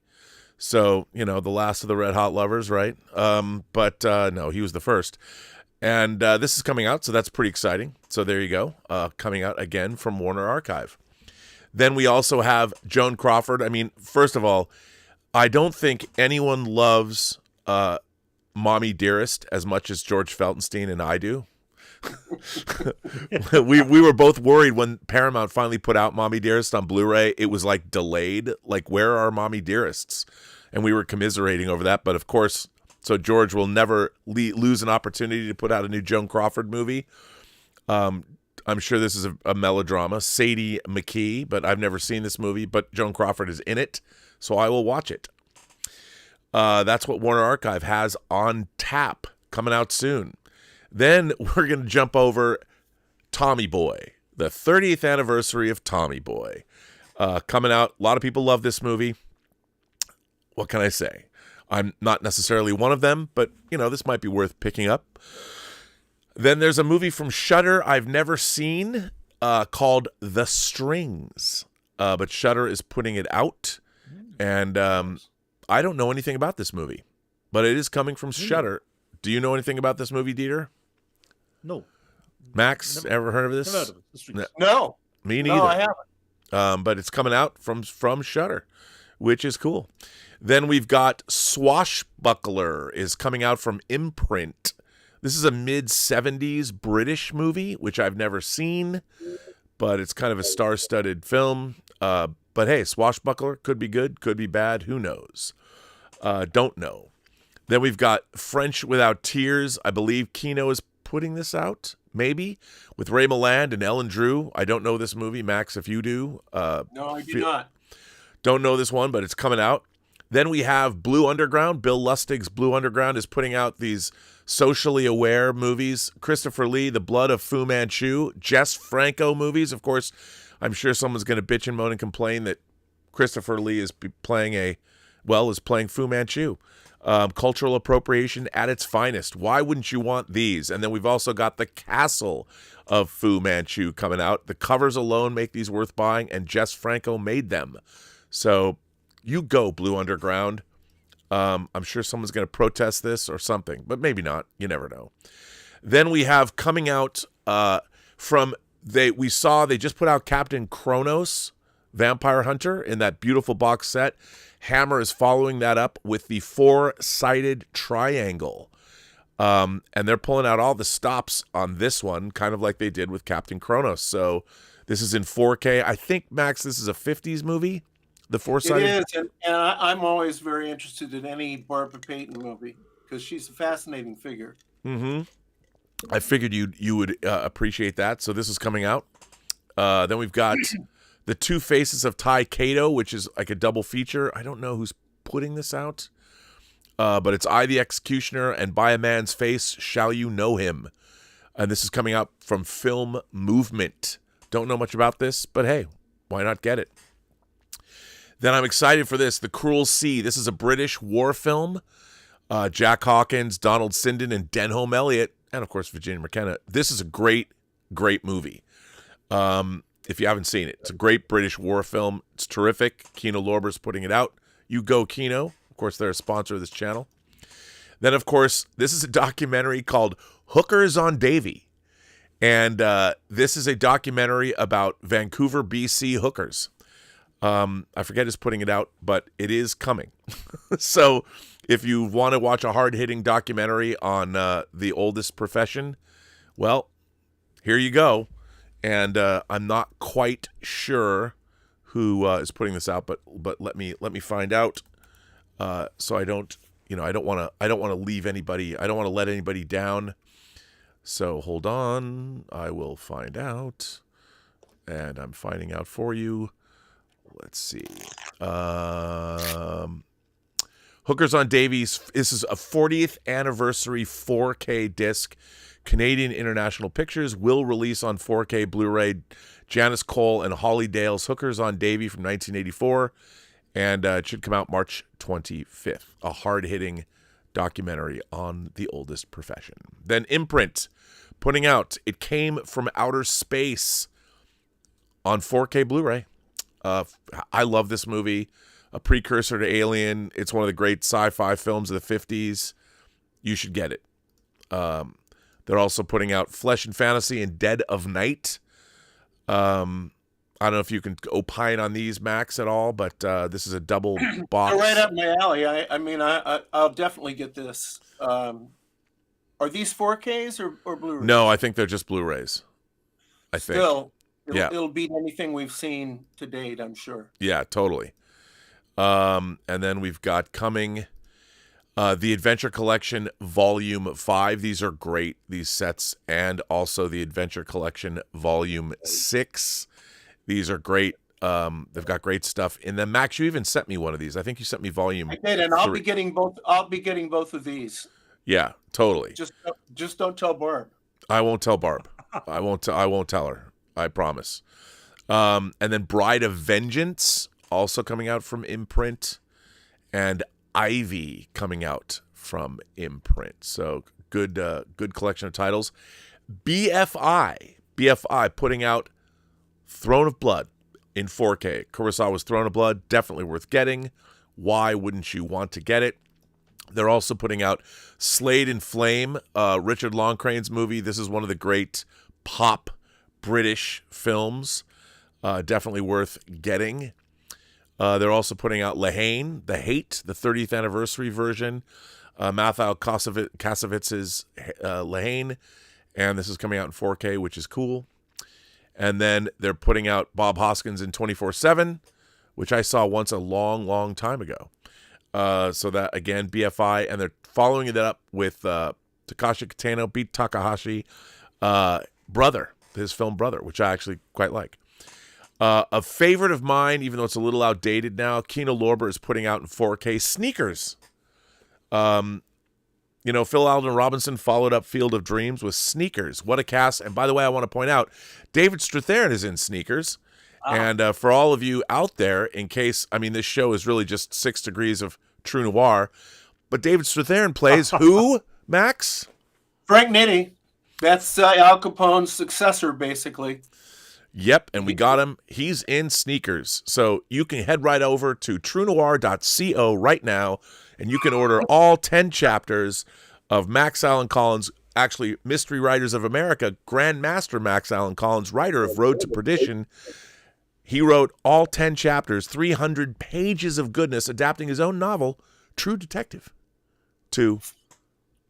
And if Snapchat knew what they were doing, they would have mentioned that. They would have mentioned it, but... And I don't know if it'd be in the roast or the praise, but... But it's ChatGPT. Snapchat's something else for the kids, man. And that's you just gave away your age. Get added, you gave away your age. Finished. I just started on this thing called Facebook. Have you guys heard about it yet? Never heard of it. Yeah. A new social I'll tag you on it, though. I tag you on Facebook. Now we've got, let's see, Radiance. They're putting out The Railroad Man. Half these Radiance movies I've never heard of, but they all look great. They all seem great. And look, the rating is to be decided. That's wild. Maybe that means it's never come out in Britain before. Wild. Perhaps a new rating. Okay, now here's a Japanese film, The Rapacious Jailbreaker. Now I'm going to give it up just because I don't think any other movie in cinema history uses the word rapacious in the title. And I wonder if this is a translation of the Japanese title, but The Rapacious Jailbreaker. Bring it on. Max, have you ever heard of a movie that uses rapacious in the title? I have not, but I'll be getting this one. My son Nathan, who is a Japanese to English translator, we watch anything from Japan or China. Every week he comes over for two or three nights and we watch something. And this will be on that list. Yep, The Rapacious Jail, and you can watch it in Japanese and he'll understand it. Yeah. So there you go. And they're also putting out, I don't know anything about this, Michael Piccoli, Them Rock, a film by Claude Ferraldo, or Feraldo. Don't know anything about this. But see, everything that Radiance puts out is probably worth seeing. So I want to know what this movie's all about. And then we have another Fernando De Leo movie, one of his Italian police thrillers. I have so many of these movies. They're all pretty good. So here's another one. I can't speak. El Poliziotto y Marci. I don't even know what he's saying. Something. And then, of course, to go with my Black Emmanuel box set and the German Emmanuel box set that Dieter got for me, the recent remake of Emmanuel. I guess I have to buy it, so I've got my complete Emmanuel collection. I haven't seen this movie. I don't know, if this lives up to Emmanuel 1 and Emmanuel 2 with Sylvia Crystal, but maybe it does. But Fingers crossed. No, yeah, fingers crossed. I have no idea.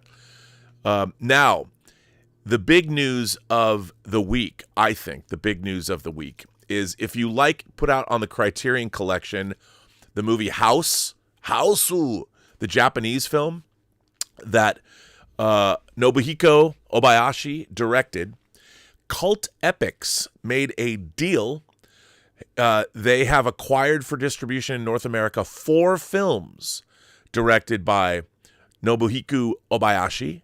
They are School in the Crosshairs, The Little Girl Who Conquered Time, The Island Closest to Heaven, and His Motorcycle, Her Island. Now, they're going to be 4K and on Blu-ray. The Teenage Symphonies of Nobuhiko Obayashi, he lived from 1938 to 2020, are wound in a melancholy nostalgia for a period indelibly lost to time, that inexpressible gap between adolescence and adulthood, braiding visually expressive fantasies with striking formal experimentation and pop art boldness. Obayashi's idiosyncratic cinematic language produced some of Japan's most beloved Szechuan Iga coming-of-age youth films in the 1980s. So was he the John Hughes of Japan? Captivating generations of filmgoers with his earnest portraits of young love and vanished worldviews, Obayashi's films were further bolstered by Kadokawa innovative tactics of popularizing dreamy pop idols like Hiroko Yoshimaru and Tomio Harada, with a career overshadowed abroad by the oddball eccentricity of his electric 1977 debut House. The 1980s would prove to be a high watermark of Obayashi's popularity, framed in 35mm viewfinders against wildly ingenious chroma key composites and characterized by his unflagging optimism for the youth of Japan. Obayashi's youth passages are caught up in the ages of transition, demonstrably attuned to the extraordinary nature of ordinary adolescence. And this picture here is the little girl who conquered time. Schoolgirl Kazuko begins to experience time leaps backwards and forwards in time, disorienting her as she yearns to stay in the present. Obayashi's film is a genuine expression of the transcendence of love, one cast across the stars for a young girl who lives in tomorrow. And then we have, actually, I don't even know, I can't tell if these are the right titles to the picture, but then there's a movie, okay, this is the 4th one. I think this is His Motorcycle, Her Island. And this is a monochromatic dream playfully worships the biker culture of yesteryear, delivering a sentimental and liberating take on love. Again, I don't know if that's the right version or not. I have no idea. And then there's this one I already did, and then this one.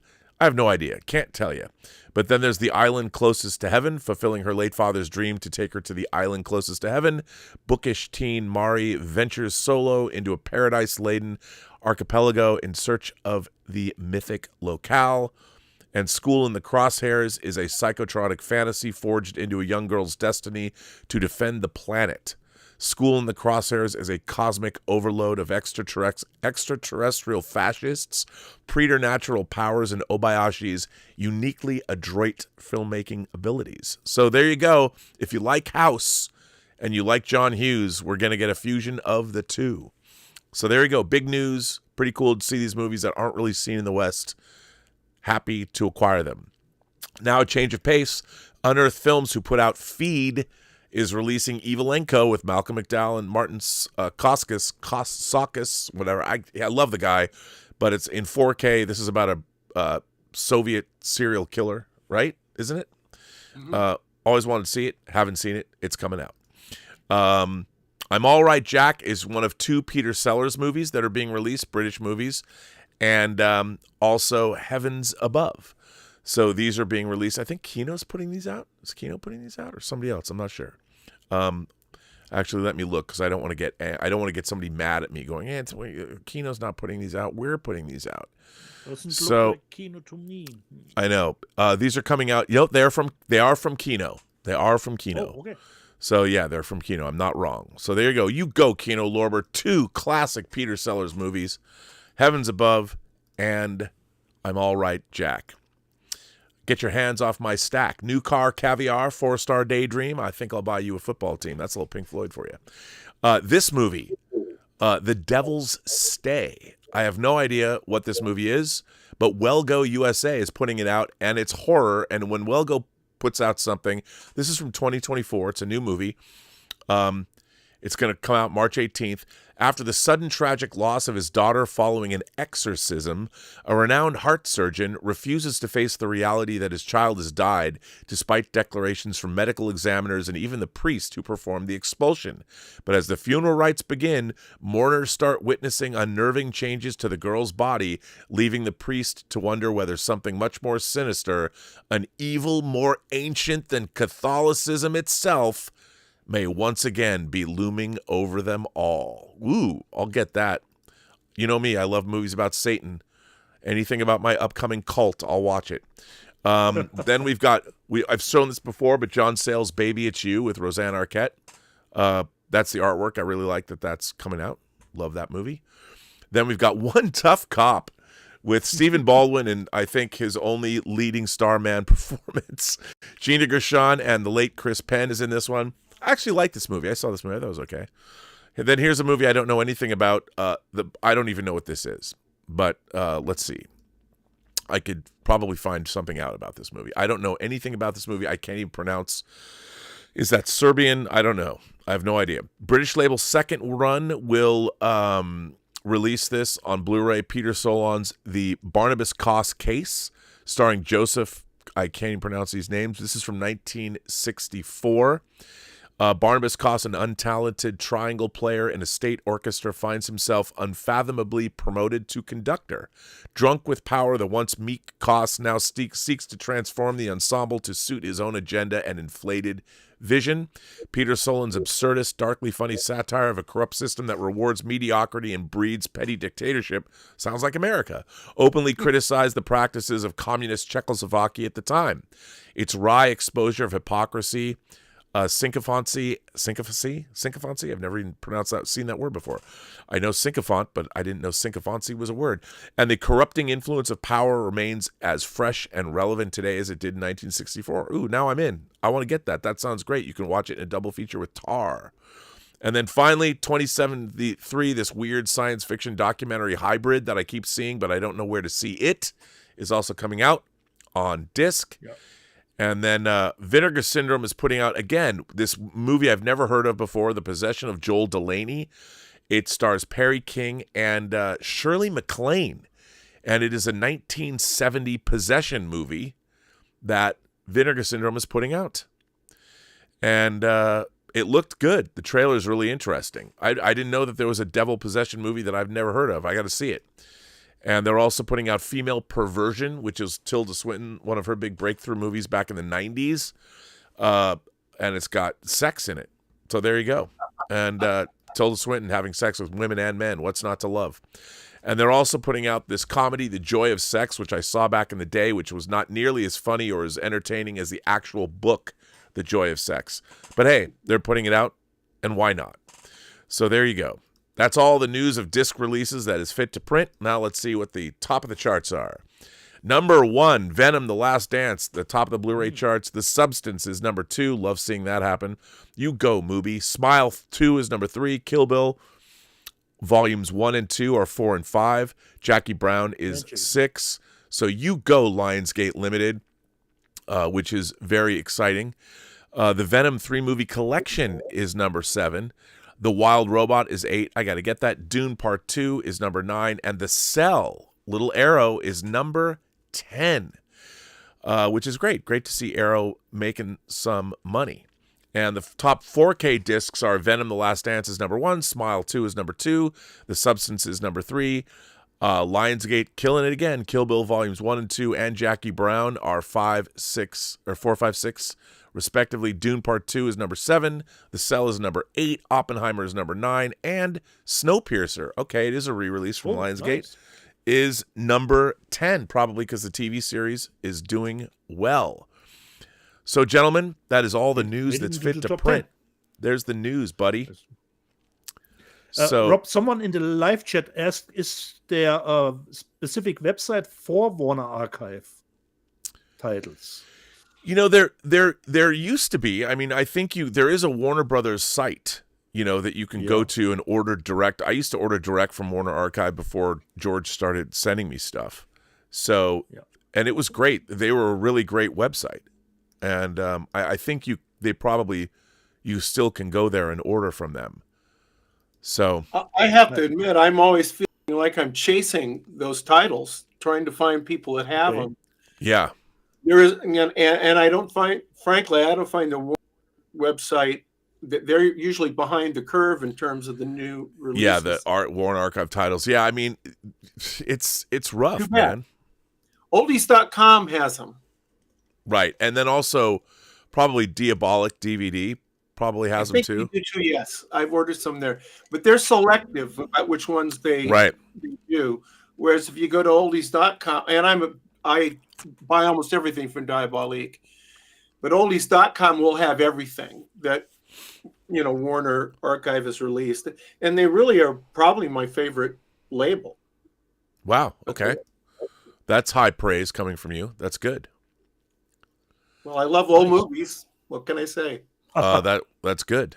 A World in Pajamas says every year on the holidays, the BBC used to play Swashbucklers. Most Brits will know that movie, unfortunately. Well, that's good. Kelvin Wellborn, all coming to us all the way from Australia. He's been a member of the channel for 34 months. And Jose Ataco says, Rob, did you get your copy of Daryl? I just got mine. You know what? I didn't order Daryl. You know, I saw that movie when I didn't love Daryl when it first came out. Maybe I should revisit it. But I think that's also Vinegar Syndrome, isn't it? Again, a Paramount title, but I did not order that one. So, but I'm glad you got it. The packaging looked great. So there you go. So where does that leave us? Can I remind everybody that my collection of To Live and Die in L.A. is better than your collection of To Live and Die in L.A.? Just saying. And the 4K is not even there. The 4K is in that's the Blu-ray shelf. If I remember correctly, in the live chat, Brian Knight asked Max, why were your CSI novels never made into regular episode? They were just as good. He did write in the live chat. Well, that's very kind. For about 5 years, I was basically the writer of all non-aired, comics, novelizations, even video games. A guy named Matthew Clemens worked with me on most of that stuff. And they did use a lot of stuff from my novels on the show, but they never based anything specifically on it. And that was a really good gig for me. I mean, those books sold extremely well. They were usually on the USA Today bestseller list, so I'm happy to have done those. This notion that I'm incredibly prolific, which I suppose is true, just as me trying to make a living. I can't make a living on publishing one book a year. I mean, and I also get bored. So that was that was a really, really, really good gig. You know what else was a really good gig, Max? I'll tell you what else is a really good gig. True Noir, of course, based on Max Allan Collins' novel True Detective. And if all goes well, True Crime might become one of the second, or if we do two at once, you never know. Yeah. These, by the way, are first editions sent to me by Max Allan Collins, our guest, and they're both signed to me. So, Rob, I have some Kino Lorber news. You have, really? Can you say it? I can say it. Heath Holland, our friend Heath. Yep, he's been on the channel. Heath from Serial at Midnight. He and we lobbied to get this. I'm going to be doing with Heath the commentary for The Two Jakes on 4K. No way. Because I'm a huge fan of that movie. Not only are you a huge fan of that movie, you have the artwork from the one sheet in your office. I do have. It's right over there where you can't see it. But I saw it when I walked into your office. I've been, I guess you would say, a Two Jakes apologist. Yes, I know it's not as good as Chinatown. Now name 5 movies that are better than Chinatown, real quick. You know, You can't. It's tough. So we're really thrilled to be able to do this. And Heath and I have done some commentaries together. It's kind of fun in commentary to have somebody to bounce off, particularly if you don't prepare for it, which I don't. What? Don't say that, Max. I mean that I can take all my all my preparation, all my research, put it up against his research. It's like a symphony. It's amazing. It's always great when you have an audio commentary with 2 people, you know. I do think that I get a little tired of just somebody reading it off. I want to have, I like to have the back and forth. I think that's a commentary worth listening to. The other thing I wanted to mention before you throw me out of the Observatory. Why would we throw you out? There's questions for you. Oh, really? Okay. I want to mention, I bought this is almost a topic. I went to the Barnes & Noble, and they had an A24 table. Oh, A24, who are best known for co-producing the Quarry television show based on my series of novels. But they had Heretic. Oh, a movie I really, really like. Yeah, I do and too. I bought it there. Now, here was the conundrum. I knew that there was a 4K available on the A24 website, but the Blu-ray was sitting right there calling to me. What was it saying? I think it was saying buy me. Yeah. Okay. And I have to say, what's interesting is I bought it in the Davenport, Iowa Barnes & Noble, the Quad Cities. That's where Scott Beck and Brian Woods are from. Right. And they have a theater there, the last movie house, which is where we did the premiere for my little movie Blue Christmas, and which is available on Blu-ray. It is, and Beck and Woods who I actually knew when. I mean, they kind of consider me a mentor, which is really overstating it, but very proud of these guys and really envious. Let's get serious here. Yeah. And I've liked them stuff I saw that they did as students and so on. I thought this movie was, to use the Rob Burnett term, a banger. Yeah. If you like horror movies or just interesting movies that have snappy dialogue and situations you've never seen before, this is a terrific movie. I would give this Monopoly history lesson. Yeah. No, so you saw it, Dieter? Yeah, I liked it. Yeah, it's a honey. Yeah, really. So I just wanted to mention these guys, and they've expressed a little interest in some of my work. So we'll see. Maybe they'll, since I'm their mentor, maybe they'll throw me a bone. Let's see. There you go. By the way, I'll tell you who's going to throw you a bone. Stubble McShave has a bone for you. He's got a question. He asks, what is your favorite noir book other than your own? And what is your favorite noir movie? Well, all of my favorite books are mine because they're the only ones I get paid for. That's cheating. But aside from that, I would say probably the Maltese Falcon,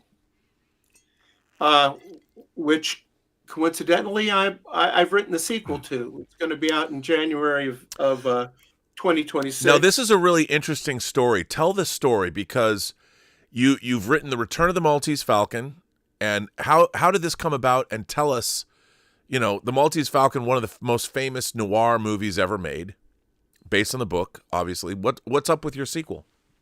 Well, everybody always thinks of me in terms of the Mickey Spillane fan, but I also am a Dashiell Hammett, Raymond Chandler, James M. Cain, Horace McCoy fan.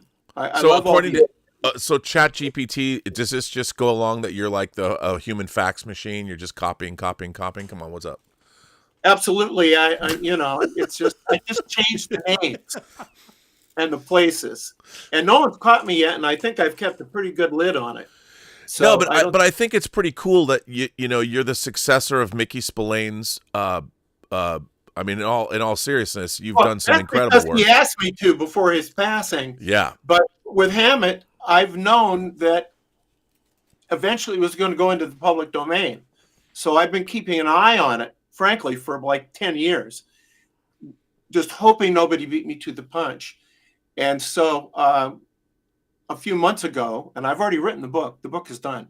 I approached Titan and Hard Case Crime and just said, hey, I'm ready to go. I want to do the sequels. We can have it out in January of 2026. So right when it goes into the public domain, you're going to be Johnny on the spot. Yes, and the other thing I made sure I did was it's a sequel. It's not just another Sam Spade story. Right. All done within the confines of the Maltese Falcon. Characters that he created, characters he mentioned off stage, who I bring on stage, and doing his style as best I can. I'm no Dashiell Hammett, but it was a dream come true to do it, and I owe a big debt of thanks to Hard Case Crime. I mean, they've brought my Heller books back.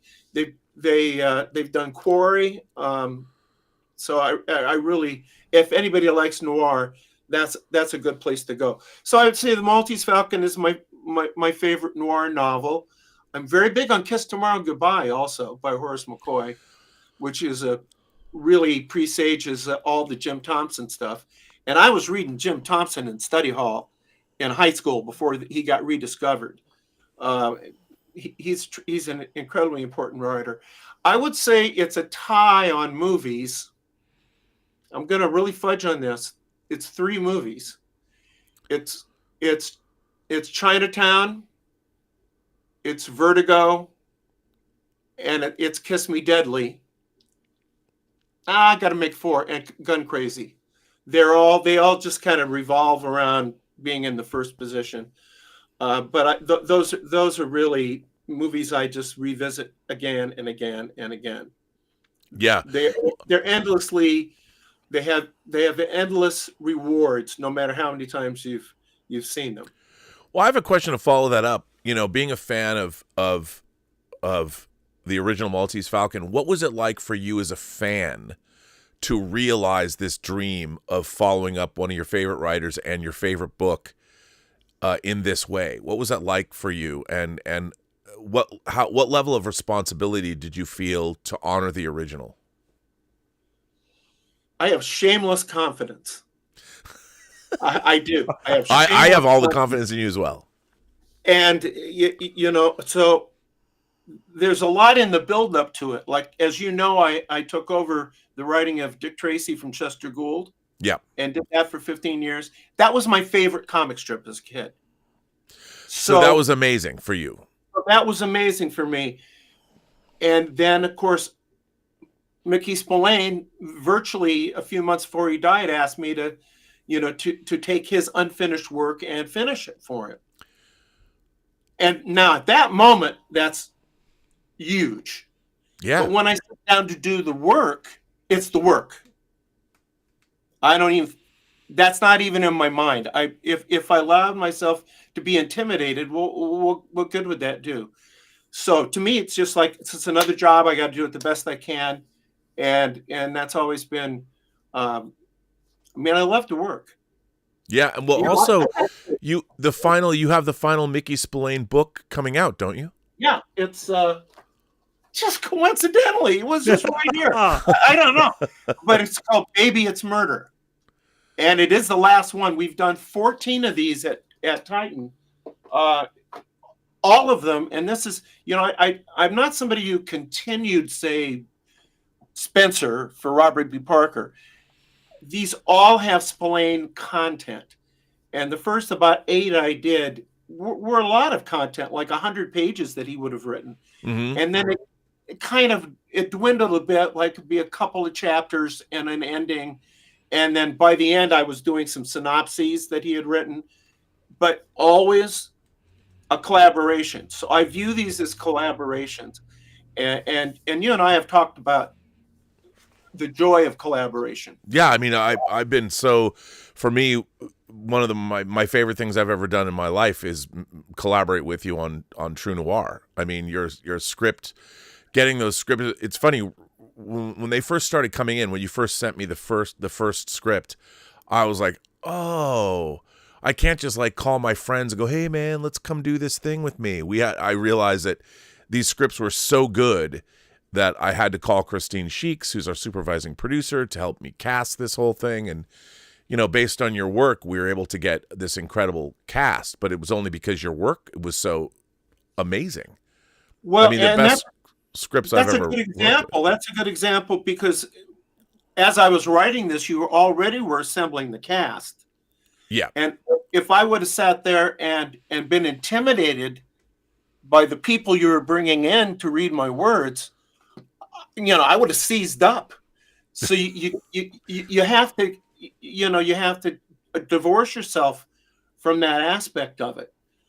And yet there are times, it's like when I did my movie Mommy, and you and I have talked about this too, Rob.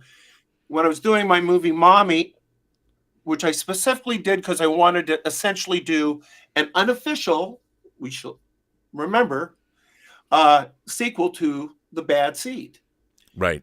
And when I found out I could get when Patty McCormick read the material and said, I'll do this, I had to do that movie. I had to make that movie. And when I'm sitting there, you know, directing it and watching Patty delivering my lines and finding things that I didn't even know were there. Right. That, you know, collaboration is, well, that's what makes film so great. Yes, right. It's an auteur experience, but, you know, Alfred Hitchcock, he was dealing with some top right writers, and he almost always used a literary source. Yeah. You know, Psycho. If you read the book Psycho, you think you're reading the novelization of the movie. Yeah. I mean, I've always thought, and Kubrick, you know, my favorite director, always worked very well. I mean, he went and got Nabokov to collaborate with him on Lolita. Crazy. And you know, I mentioned Jim Thompson as a writer that I loved, and Kubrick worked with Thompson on a couple of projects. Yeah, The Killing. Yeah, and I think there's another one that he did that he didn't sign, that Jim Thompson's name wasn't on, but that he did work on it. Yeah, probably Killer's Kiss. Could have been. Yeah, but that's, I mean, Paths of Glory, because he did it right. Didn't he do Paths of Glory? Oh yeah, he did. He did. It might have been Paths of Glory then. Yeah. Yeah. He did that after. But yeah, no, I mean, I think that but I think as a fan, for you to write The Return of the Maltese Falcon's got to be one of the coolest things. And then also for you to follow up. Like, one of the things I saw in your house is that I guess it was your mom wrote Chester Gould. Yeah. And Chester Gould, the creator of Dick Tracy, wrote your 8-year-old self back and drew a picture of Dick Tracy for you, which you have framed. You have it framed on the wall, and then he had you be his successor on the comic strip for 15 years. I mean, that's amazing. Amazing. You know, Barb and I watched the PBS. It's been out for a long time, about Frank Lloyd Wright, and there's a whole thing in there about Frank Lloyd Wright's mother telling him, "You're going to be important. You're going to be an important person," and giving him building blocks. You're going to build things. Right. I mean, you know, and so the importance of, you know, of a family that encourages. You know, not everybody should be encouraged, frankly. but if you have a talented kid, nurture them as much as you can. Yeah. I mean, I have a very talented son, and I mentioned him already. You know, do you think I'm smart enough to translate Japanese into English? Not. I barely pass Spanish. And but he's done things like he translated the novel Battle Royale. Think about that. He's currently the translator on JoJo's Bizarre Adventures, which is one of the most popular manga out there. Yeah. So, and you can bet I nurtured him. Of course, I could probably be arrested for some of what I showed him. Because we were watching, the Baby Cart movies when he was like 8. But that's the best time with all the spurting blood. Why not? Well, yeah. I mean, he just, and then it took him down that Asian path of being very interested in that kind of material. And, when I used to be interviewed, when I was interviewed about Road to Perdition a lot, they'd say, they all thought I'd been influenced by, The Godfather and so on. And I said, well, it was really John Woo. Yeah. I'm glad he made a movie that you're comparing to The Godfather. Yeah. But it's John, the combination of the emotion that's, it's kind of like, he's Douglas Sirk meets Kurosawa, Right, sure. And how can you beat that combo? You can't. No. Speaking of which, Major Chai Chai, who's one of our biggest supporters for True Noir, asks or says, I've enjoyed the history behind the mystery clips as much as the True Noir audio drama. Really, Major Chai Chai, as much? Come on. They're clearly superior to Rob's work. I've enjoyed the history behind the mystery clips as much as the True Noir audio drama. I'm looking forward to both the new chapters and the history clips. For those of you who don't know, who've supported, who might have subscribed to the audio drama, you also get, and if you're a Kickstarter donor, you also get, and these will also be on the Blu-ray. Max has been doing about 8 to 9 minute, these really beautifully shot by our other producer, Phil Dingledine, shows called The History Behind the Mystery, where Max goes into the actual real history behind every episode of True Noir. And they're really beautifully done pieces. And Max, I have to say, I like Major Chai Chai, I love getting those new pieces because I learned something. I mean, I didn't ask you to rewrite anything, but if I'd seen the history behind the mystery, I would have wanted to see Nathan Heller walk into the Dill Pickle Club because I would have loved for him to have read what's on the Dill Pickle Club door. And I was like, "What? We missed that." I want to, because it's like leave all your morality behind or whatever it says on that door. And I'm like, why did Nathan Heller say that? But they're really great pieces, and you go into the actual history, and they're really, really great. And I think that they augment the audio drama quite nicely. Well, it all comes from the basic premise, which is that I decided to do very faithful history. Right. But I'm doing them as private eye stories. And the private eye stories, Nathan Heller's a private eye. And so there are certain things that you got to do in a private eye story. I mean, like, for example, at the end of something, if in history it was not solved, then he needs to solve it. Right. And so what the history behind the mystery allows me to do is say, all this stuff happened, all this stuff happened, all this stuff. This didn't. Yeah. All this stuff happened. And it allows me to talk about that kind of stuff. And one of the things I love about how these work on people, there are not enough of them, but I do have some readers out there. Our character, Marianne Beam, who's a character I think both of us are very fond of, thanks to the actress who read Chris Carr. Chris Carr's performance. Fabulous. Chris Carr is fabulous on that. But I've had more questions. Excuse me. Well, who was Marianne Beam? Because at the end of the book, I said Heller says he didn't use her real name, so everybody wants to know, and she's a completely fictional character. Right. Yeah. She's great. I mean, Chris is somebody I wanted involved in the audio drama from the very beginning, and I met her working on the John Campea show, and she's a professional voice artist. She also teaches characters, and I wanted her involved from the very beginning, and she's just killing it as Marianne. Killing it. She's wonderful, and the idea that people are reading this book and they're meeting Mary Cermak and they're meeting all these real people that they think she's a real person. Right. that means a lot to me. The other thing we did, which I think is fun, in the original book, I had some photos. Every chapter has a photo, basically a period photo. I wait until about a third of the way into the book before we see photos of the two Harrys, the two basically thugs who were working for Mayor Cermak, who tried to kill Frank Nitti for him. And you would assume these were fictional characters.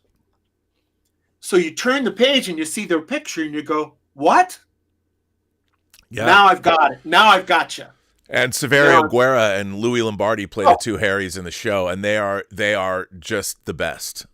And in the new episode, in episode 6, which we played a clip from at the top of the show, Saverio also played, and this was Christine's idea. She said Saverio should play Giuseppe Zangara, the actual shooter. And it was so funny because Saverio was really worried. He's like, I don't know. How do you want me to play this character? And I said, well, I don't want it to be, it's a spicy meatball. I don't want that. But Saverio is really, he's really an Italian guy. And Saverio's like, well, I don't know what voice. And then I talked to him a couple days later, and he said, I'm going to do my grandfather.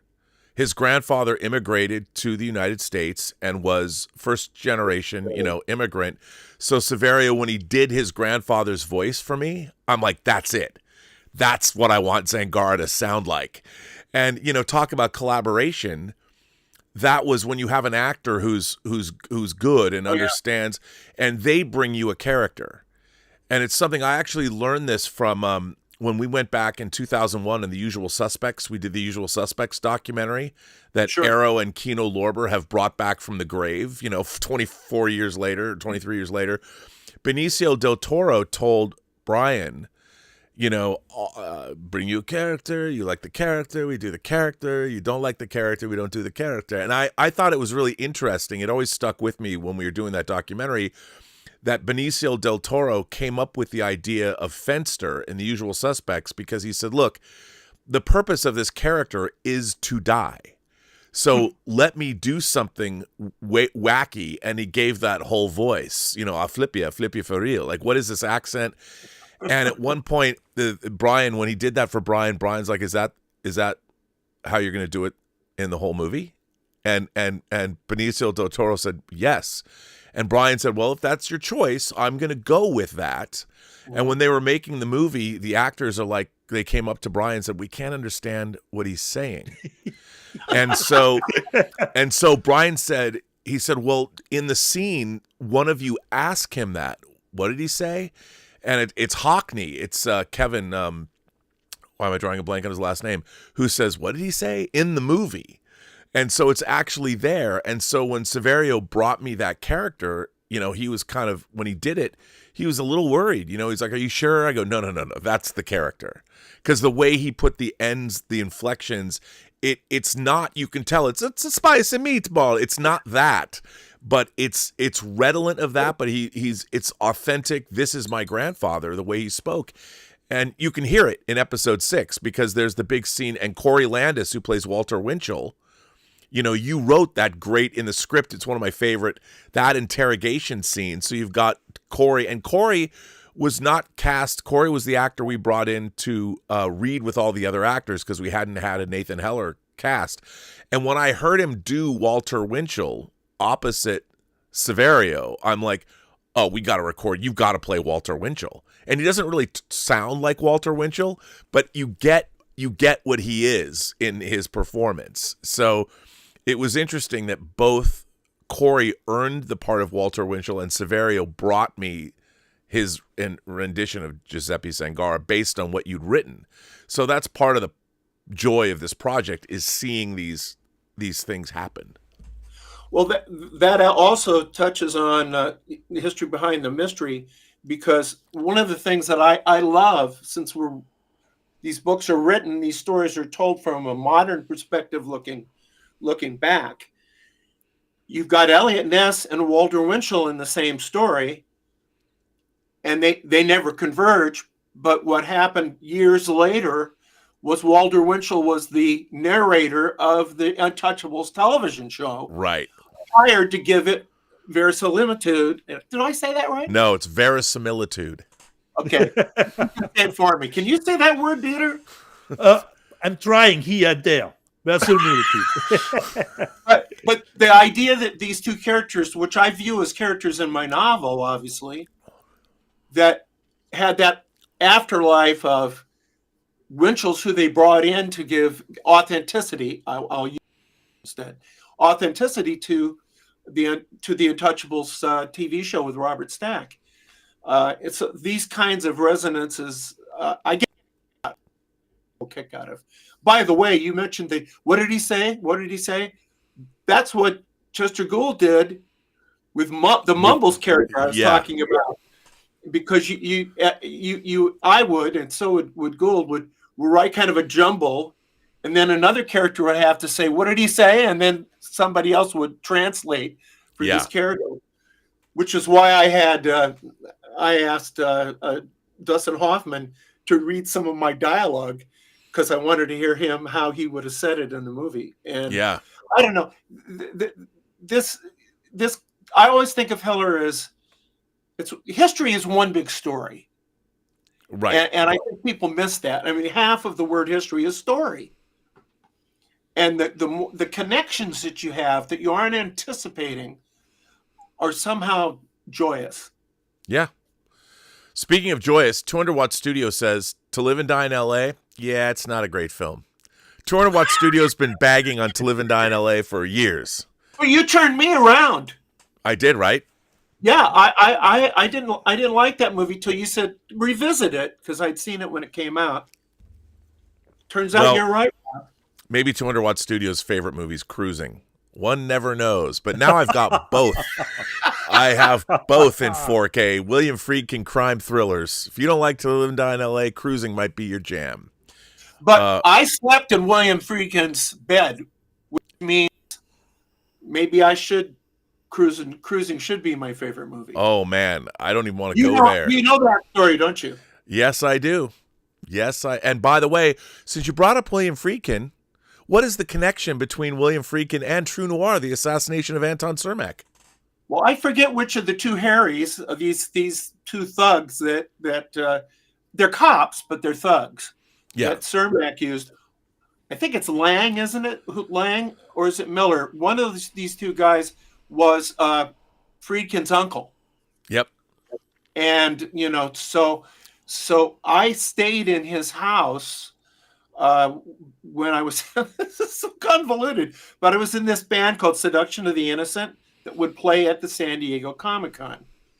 And in that band was Miguel Ferrer, the late wonderful actor Miguel Ferrer. Who was in Star Trek 3? One of the helmsmen on the USS Excelsior, also in RoboCop. That's right. And also in Tony Scott's Revenge. He was a wonderful actor. And he was married to Leilani Sorrell, who's in Basic Instinct. Yeah. When I was in her house, she was nursing. So, I've got that going for me. She's still hot. She was in an episode of Femme Fatales, although not one I directed. Yeah, but anyway, his girlfriend at the time was not Leilani. His girlfriend was the daughter of Kelly Lang, who was married to William Friedkin. And so we were staying there when we were out there for the Seduction of the Innocent stuff, and so I left a copy of True Detective behind for Friedkin, and then because he wasn't there at the time, they were gone. We were able to stay there. And so he did call me, and we did talk several times about the fact that his uncle was one of the two Harrys. I mean, and again, it's one story, isn't it? Yeah. This whole thing that we're experiencing. The continuum of humanity. Yeah. And what a story 2025's turning out to be, huh? Oh, man. It's a banger. It's a banger. Something's going to go bang, let me tell you. By the way, Jose Taco says, I'm so sorry, Jose Taco, I didn't get this. He wrote DYRL. I thought it was Daryl, because Daryl was put out by Vinegar Syndrome. What he meant was Macross, Do You Remember Love? Which is they put it out on 4K in Japan, the animated Macross movie, for those of you, Robotech. Here's a sad story. Mine got canceled because I had forgot to swap out my Amazon debit card. My debit card had expired that they had on file, and they were trying to tell me that I was getting an email. I wasn't paying attention, so I have to reorder it. I hope I can still get it, or if I'll have to pay lots of money from secondary market. But I desperately want that. I didn't know. It's funny, when you have debit cards in places you've been buying from for years, you sometimes just forget to update them. So that's the case. But I will be getting that. I haven't got mine yet, so I've got to go get it again. But yes, I can't wait to get it. I hear it's great. Apocalypse Cow asks, Max, what's the best opening scene in a screenplay ever? I think probably the opening of Vertigo. Oh, all right. That's a good one. Yeah. Now, there's never been an explanation for how James Stewart got off that railing he's holding on to, that he's dangling over the alley. Right. And that's one of the things that I love about movies, that novels do. Movies, you just skip stuff. Right. It's like, yeah. There's a thing that I got at the University of Iowa from William Price Fox, where he talked about the tree, and it's the difference between movies and novels.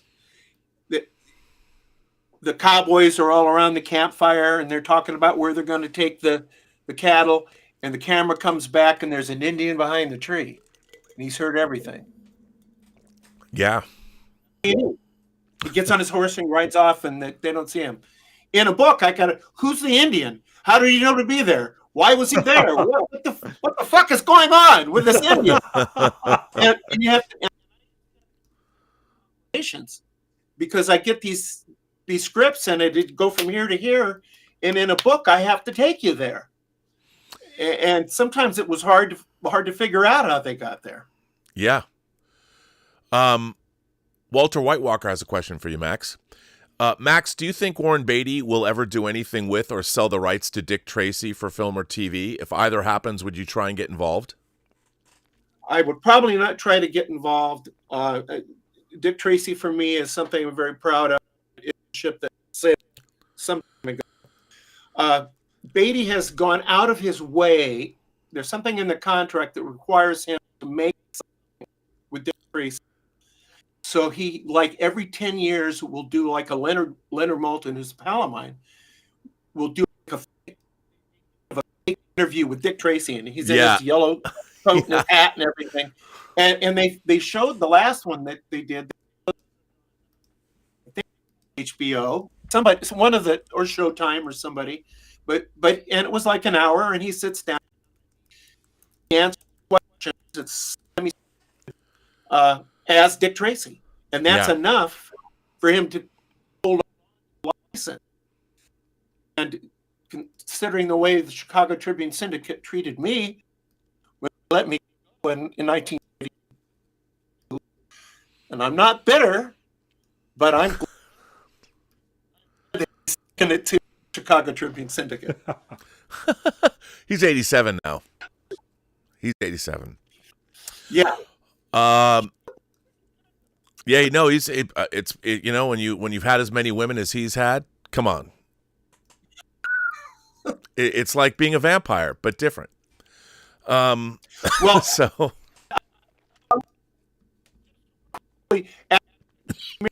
Tracy down at this World, he stopped me and said, "Max, you and I need to talk. I'm going to call you." I haven't sitting by that phone for a hell of a long time. That's hilarious. Well, we are caught up with chats and questions. If anybody has any other questions for Max, feel free to fire them in. And by the way, now is a good time to remind everybody that you can go right now to truenoir.co and order all of True Noir, of which 6 episodes and 6 six chapters are available of the audio drama, and 6 episodes of the history behind the mystery are available. And episode 7 hopefully will be coming out this coming week. So we've got 7, 8, 9, and 10 to come down the pike. 7, I think, is the longest episode. I had a email from a fan asking if there's going to be physical media related to True Noir. Rob, you're the director. There will be. I am a big fan. Where did I put it? It was just here somewhere. Here it is. So I am a big fan of the super deluxe editions from Bob. Oh, this is terrible. Bob Clearmountain, the producer who's been remixing 80s albums and all these. They're doing Roxy Music's Avalon next. Bob Clearmountain's whole studio burned down in the fires. Oh. So what I want to do for True Noir is emulate these. So they come with a slipcase, and they're in a smaller. So what this is, so this dust. This is Duran Duran's new album, Dance Macabre. And so, you've got a booklet and you've got a disc, and it says high fidelity, pure audio on it. So what we're going to do is these have like the albums, and there's multiple mixes. Now, unfortunately, we could not afford to do True Noir in Dolby Atmos, which is what I wanted to do it in as well. But we're going to have both the 2-channel stereo and the 5.1 surround mix of True Noir are going to be on the disc, plus all the episodes of the history behind the mystery, plus our interview. I did an hour-long interview with you in a speakeasy. That's going to be on the disc too. So the history behind the mystery alone is almost 2 hours of time, because there's 10 episodes that are basically 8 or 9 minutes. So, about 100 minutes of content there. The interview we did is 100, probably an hour long, and then the history, and then you'll have 10 hours. You have 5 hours of the stereo version and 5 hours of the 5.1 version. It'll all be on the same disc, and whatever else we can throw in there. There's some behind the scenes footage. I'm hoping that we can edit, which won't be hard, the history of mystery into one kind of documentary. Well, so I'd like to go back and forth. Well, we could do that. We could absolutely do that. Although I do like the buttons, like having episode 1, episode 2, and you go in there and you have each episode.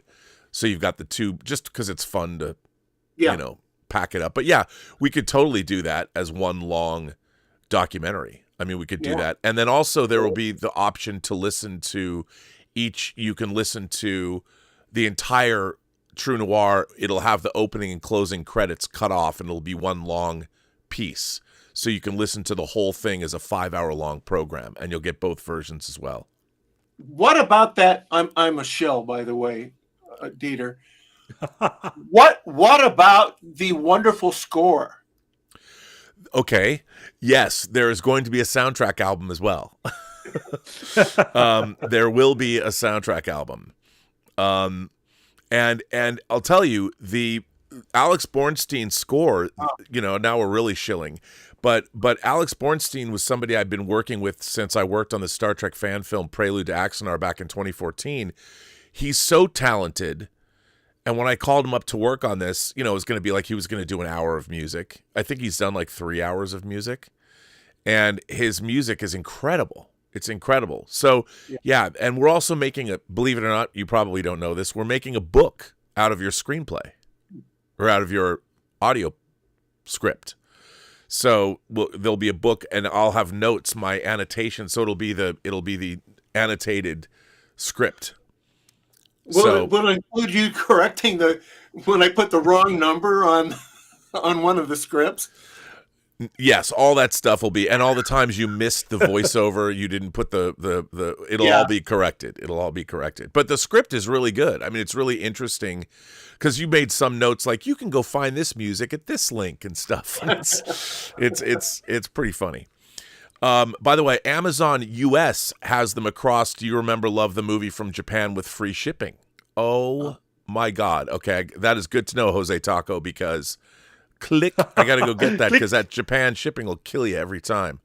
So thank you for that. That is good to know.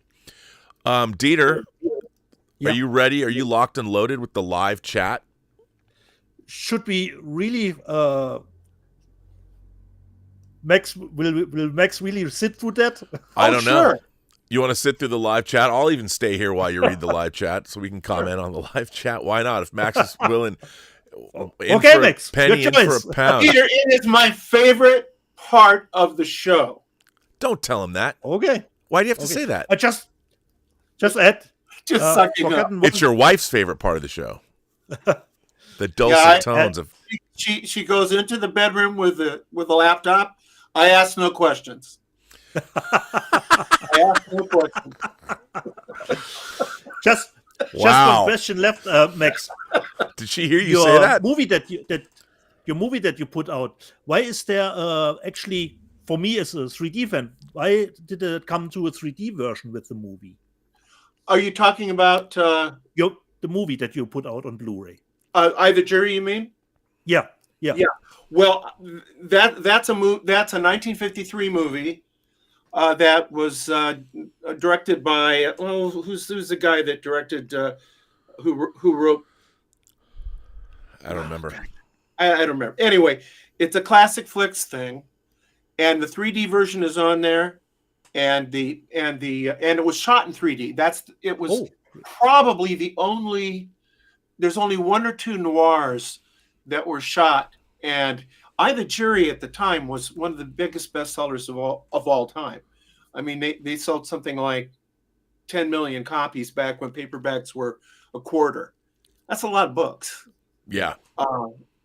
So, and I think Classic Flicks did a great job. They also did The Long Wait, which is another Spillane movie that is quite good with Anthony Quinn.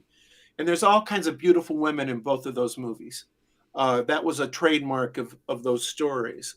So thank you for asking. I thought you were going to ask me if my movie Mommy and Mommy's Day were available, and they happen to be from VCI as a double feature. Thank you for almost asking me that, Dieter. I was getting there. On a side note, before I do the live chat, in a news section I read on one of my websites, since we were wondering, the Toxic Avenger remake will come out. It will get a release through Cineverse, who did the Terrifier movies. So we will actually get the Toxic Avenger remake, which is good. Now you just reminded me. The headline, we've dealt with one a headline, but I forgot in the news to do this. Yeah. Second Sight on their Facebook page announced they're doing Shane Black's The Nice Guys. Now, The Nice Guys has been announced as coming out from Warner Brothers, but Second Sight says The Nice Guys currently is in the works. A new 4K master created for Second Sight by the original Post Facility team with HDR Dolby Vision and approved by director Shane Black. Dolby Atmos audio also included, more soon. Now, this is pretty cool. I mean, we all love Second Sight here. You know, as I've always said, if Second Sight were a girl, Second Sight would look like Farrah Fawcett Majors in Logan's Run. That's how much we like Second Sight. But what's really cool is that whenever Second Sight gets their hands on something, they go back and they do like their Hitcher transfer. By the way, I just finished going through all the Hitcher special features. They interviewed Eric Red. They interviewed Robert Harmon, the director. It's a great, and I watched the movie again. What a package. What a package that Hitcher disc is. And the movie's incredible and it's great. Eric Red had a lot of really interesting insight that definitely worth watching. Of course, he directed Body Parts that Kino Lorber just put out. But Second Sight putting out The Nice Guys is really exciting. And look, I mean, now with multiple people putting out the same film, it's nice to know in advance before I bought the Warner Brothers release, because the Warner Brothers put out the Hitcher too. And part of the deal with Second Sight was they had to be able to release the Hitcher in this country. So I don't know if it's only going to be a UK release, but I'm definitely going to pick up Second Sight's The Nice Guys. And the Warner release for The Nice Guys will not have Dolby Atmos track. And I read, I think, on a review, it's an upscale from a 2K master. Okay, well, there you go. So I won't be buying that. I should not put it in the basket and can cancel the you can cancel it. That I know. Because if Second Sight, something else is coming down. I mean, I think it's interesting. It shows that they might be broadening their horizons. I mean, Second Sight, to be fair, I mean, they put out like Colleen or Coraline, the woman who directed The Substance. They put out her movie that you hooked. Yeah, Farjah directed Revenge. Second Sight put that out. Second Sight put out Jean-Jacques Benet's Betty Blue. It was the first time you could get the long version. That was the first thing I bought from them like 12 years ago. I bought their Betty Blue box set. They put out John Carpenter's Assault on Precinct 13. They put out a lot of interesting stuff, like Boiler Room that I got because of you. Yeah. And Boiling Point. Boiling Point. Boiling Point. Boiler Room's a different. That's a movie with Vin Diesel. But yeah, so it's cool to see them doing something like The Nice Guys, which I really love. Yeah. I mean, maybe they'll do Kiss Kiss Bang Bang too. I don't know. Nice Guys is one of the best private eye movies of recent years. Yeah, movie, as is Kiss Kiss Bang Bang. It's funny. A friend of mine it's funny, but knows Shane Black a little bit, and he used to have these movie nights, and I took over Possession to his movie night once, and he had a double dual. He had at that time. This was like I want to say almost 20 years ago.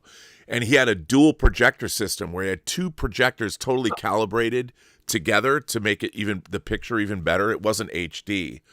And I don't think it was HD. Maybe it was HD. I'm not sure.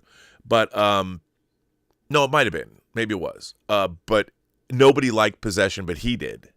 So I felt like I really getting on Shane Black's good side.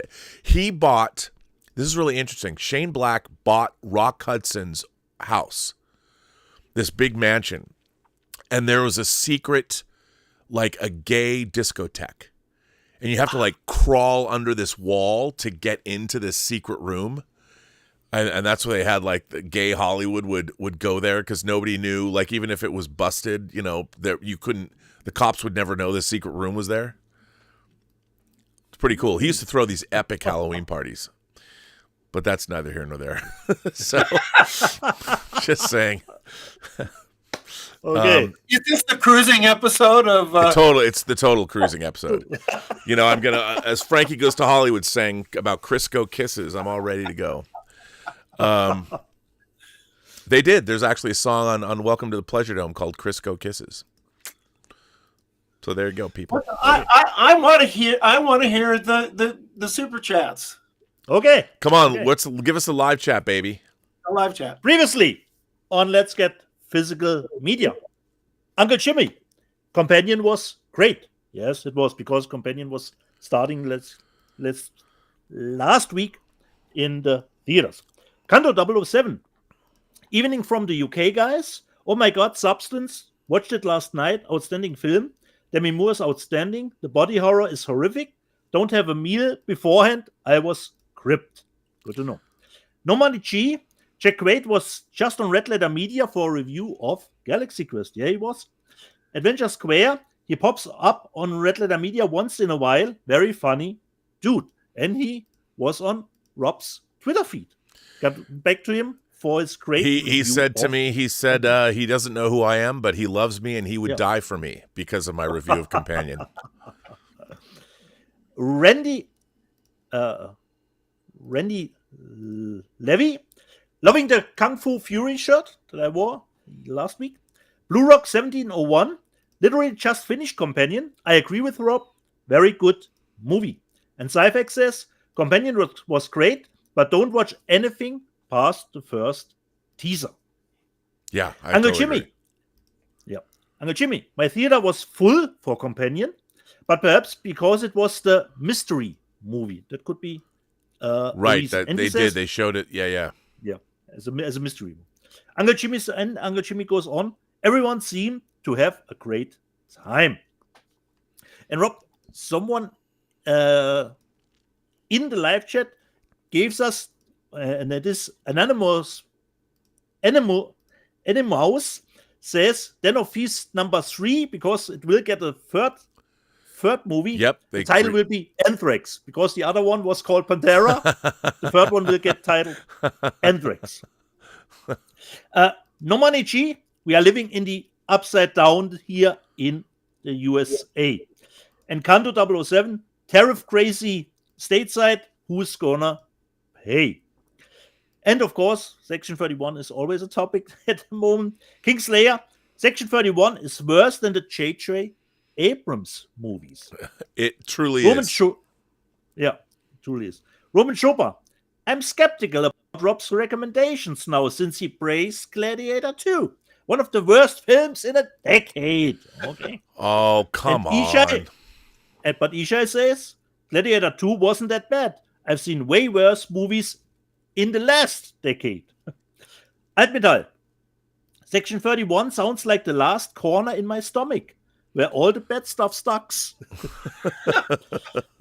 Uncle Jimmy, Gladiator 2 wasn't terrible. It was not the first, but it was entertaining. Handelo says it's not Dietz is all the way from Saarbrücken. It's Rob who's all the way from LA. The two greatest cities on the planet. We have them here.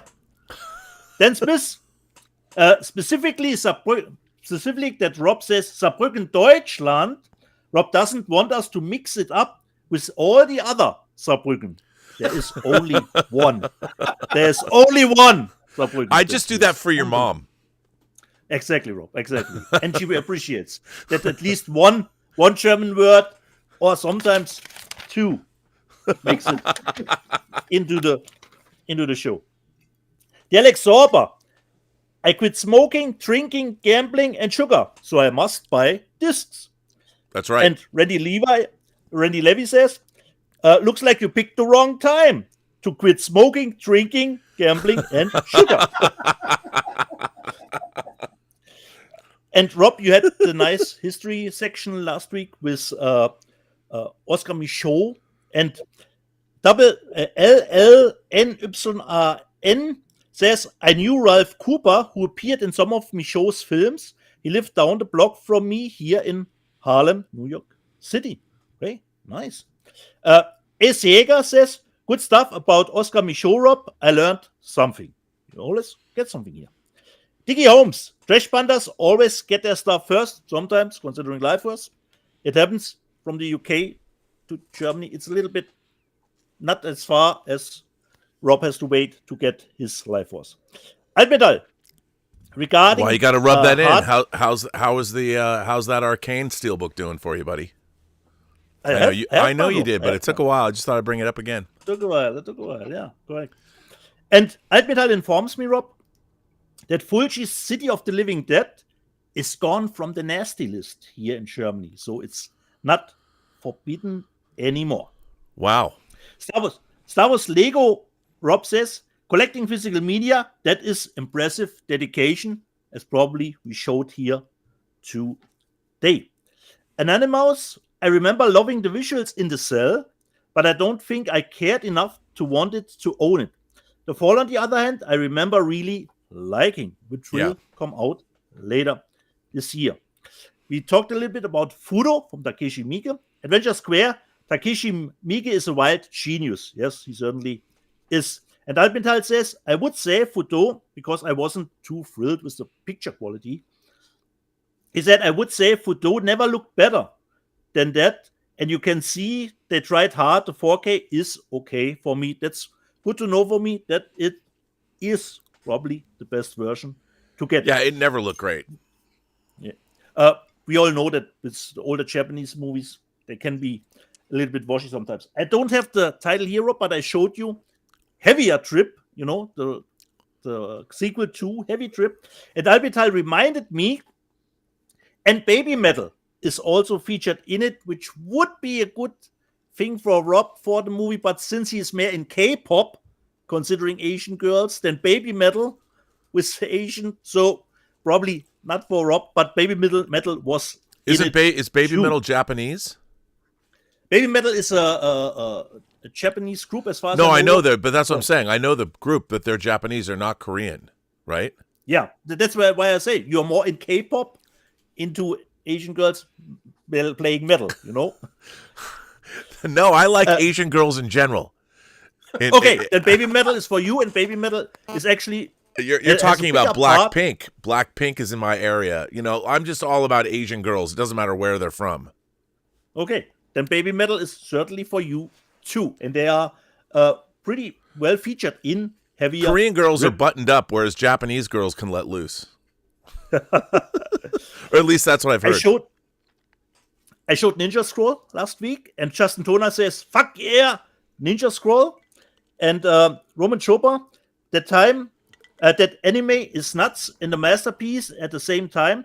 Still not as dark as Berserk's series, though. So he thinks Berserk is a little bit better. And Diggy Home says, "Hail Deeds, best anime ever made, considering Ninja Scroll." Paul Allen Brunotto says, "Feed is definitely not a coffee and cake movie." Ace Jäger says, "Hong Kong Category 3 films, we need a box set." We certainly do, but there would be way too much for probably a box set. And Winman 42, because we had 200 Watt Studio in the chat saying Naked Killer as probably a new release. And Winman says, sorry, Wong Jing, which I thought was the director, was the writer. I got confused, but Wong Jing was combined with the movie.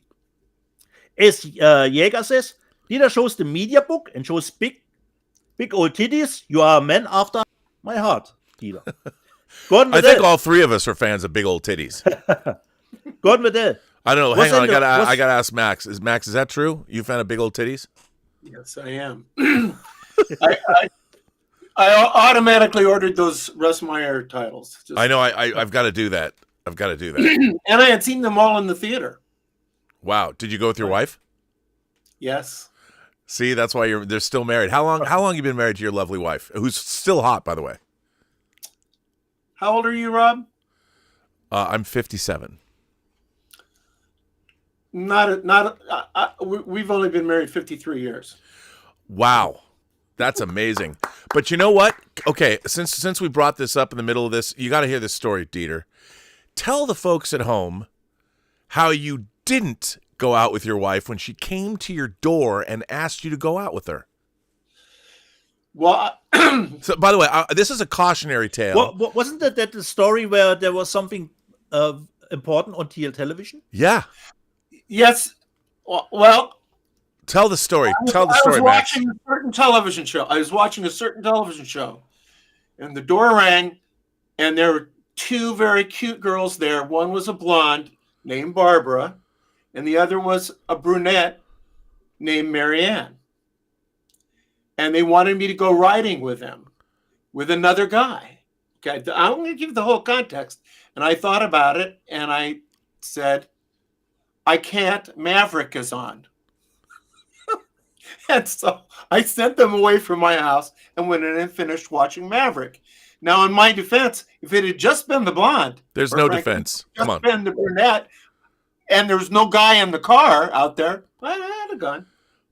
Girls have to feel safe, dude. That doesn't mean you couldn't have made that night. You know, two girls, you guys get in the front seat or the back seat, and they get in the front seat or the back seat. You know, go.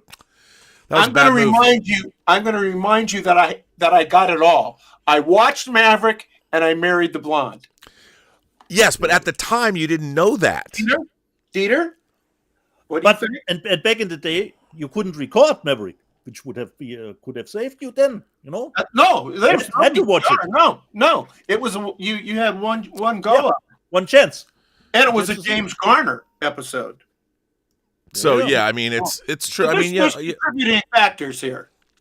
Yeah, I didn't make out with a girl during the Road Warrior, so I wanted to mention that, Rob. Come on, yeah. Nor would I.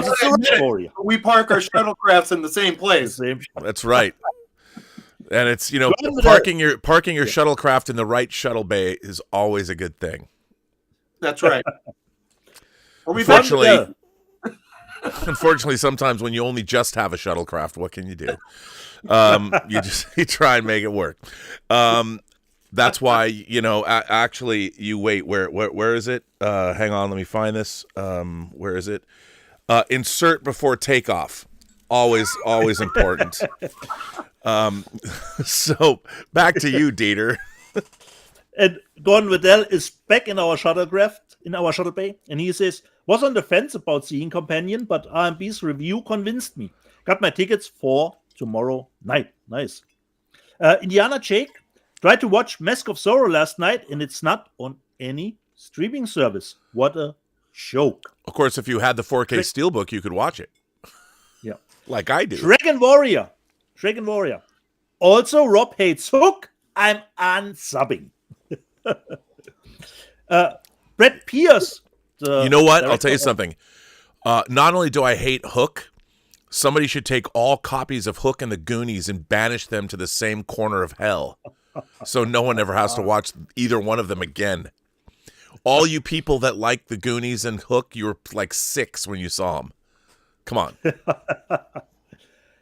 The director of The Wretched, Brett Pierce, was in the live chat room, and he says, dude, read show Abercrombie, Aces all the way. By the way, you got to give a shout out to the Pierce Bros.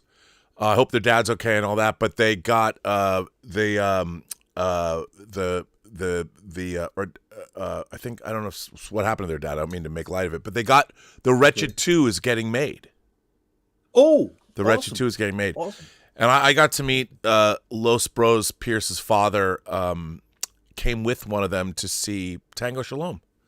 And I met him at the Yard House. So nice. Shout out to the Pierce brothers and their father. Sorry about that. But yeah, and they're making The Wretched too, because I love The Wretched. The Wretched was great.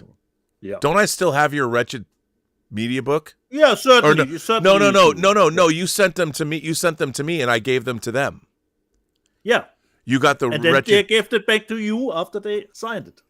That's right, and I have yours. Are you surprised, Max? Are you really surprised? No, but hope springs eternal. Seeking God's Will says, I want Bloodsport and Kickboxer. The reviews on that Kickboxer disc are not good, but the picture quality is actually good. You can easily order it. Seeking God's Will, considering Arrow puts out the new 4Ks of the Clint Eastwood Dollar Trilogy, he says, I already own Astrology. Why double dip? Perhaps wait if they can even put up a better picture quality than we already got, because the movies are already out. Well, 4K. Although we've never met him, the damn fool idealistic crusader is apparently consulting with Arrow to make sure that we're getting the very best version of the Man with No Name trilogy ever. Yeah. So let's see about it. Yeah. Now the ball is in his ballpark. Rob. That's right. He better not fuck it up. Don't fuck it up. Alpindal says, considering that topic, I'm in no hurry. I have the 4Ks from Italy, as Rob and I have too. Amir Nisam Sade says, but we covered this topic a little bit. Rob, any plans on doing True Noir on physical? A 2 vinyl set he wants. Yeah, I don't know why, Mike Bodden is resistant to this idea, but I've always wanted to make a True Noir, a vinyl box set. Now, the thing is, apparently you can only get 22 minutes a side on vinyl. Yeah. I don't know if that's still true, and most of the True Noir episodes, so you'd have to have a split. Yeah. But it would be you'd have 10 vinyl, yeah. 10 discs, and then a double, probably a dual, so it'd be 12, because we'd have the soundtrack album, which would probably be a double disc set. Yeah, it depends how much music, but I want to push the limits of put all the music on that we can. But yeah, I want to do all that. It depends. I think it will know more once True Noir is done. we're in negotiations. It might get sold to a different entity, hopefully, fingers crossed. But we want to get it up on like Spotify and Apple Music. And what they want is the long version. They don't want the individual episodes. And once we get it up there and we judge what kind of an audience we have, because right now we're just selling it on the website at truenoir.co, where you can go right now and get it. But it's going to then go up on all the larger platforms because we want to, we want to be in the running for a Grammy, right, Max? That's right. And speaking of True Noir, since you brought it up, yeah, we mentioned, or I mentioned Beck and Woods, the two great young filmmakers from the Quad Cities who have a motion picture house, the Last Picture House, I think it's called. And there's been a little talk about doing some True Noir event there in their theater. Oh, getting you in there, Rob, to be part of it. Well, my dream has always been to have some kind of an opening. I wanted to have, and since they own the theater, they could probably turn all the lights off, including the exit signs. Oh yeah, they'd be totally with us. Totally black, and that's what I've wanted to do. And yeah, you could listen to, we could make it a 2.5 hour program times 2.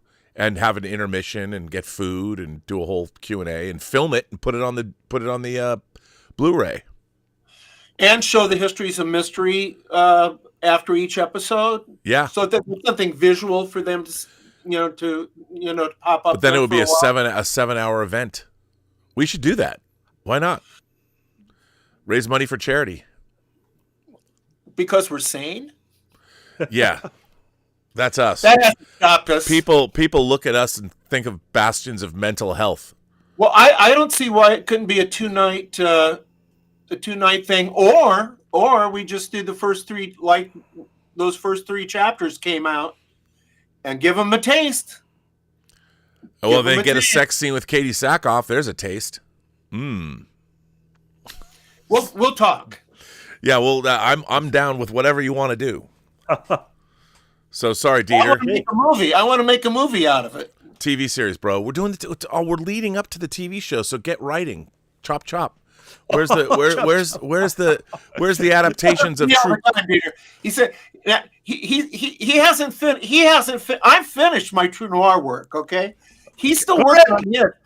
And do I say, Rob, chop chop? Chop chop. But I don't. Every day I'm gonna go off. For him to say chop chop, chop chop. He rather roasted you with ChatGPT, That's what he's doing. I don't roast anybody. The ChatGPT roasted Max. But also, ChatGPT also came to praise him. Yeah. And Peter, I hate to diss you, but we asked ChatGPT and they said, "Who the fuck is Dieter?" Correct. That's totally fine with me. Don't worry, in a couple more years. Roast me, I'm totally fine with mentioned in Variety, Max. That's totally fine for me. Well, and you're number one in my household with my wife, so what? Yeah, she takes you into the bedroom with her laptop, closes the door. I didn't say it that bluntly, but I implied it. Oh, you said it that bluntly. Okay. Okay, Dieter, let's keep going. Ace Jäger.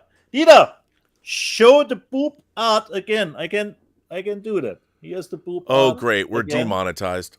For Monsters on a Plane. Seeking God's Will says, if you pop in the 4K, then take it out and pop in the Blu-ray and watch the same scenes, you will easily see the difference, in my opinion. And Grit Nature says, I mostly deactivate HDR because I just don't like it. Even if calibrated, it's still too bright for me to enjoy the movie in a dark room. So everyone has a little bit of a favorite setting. Ishai says, and then we're talking always about a little bit about AI.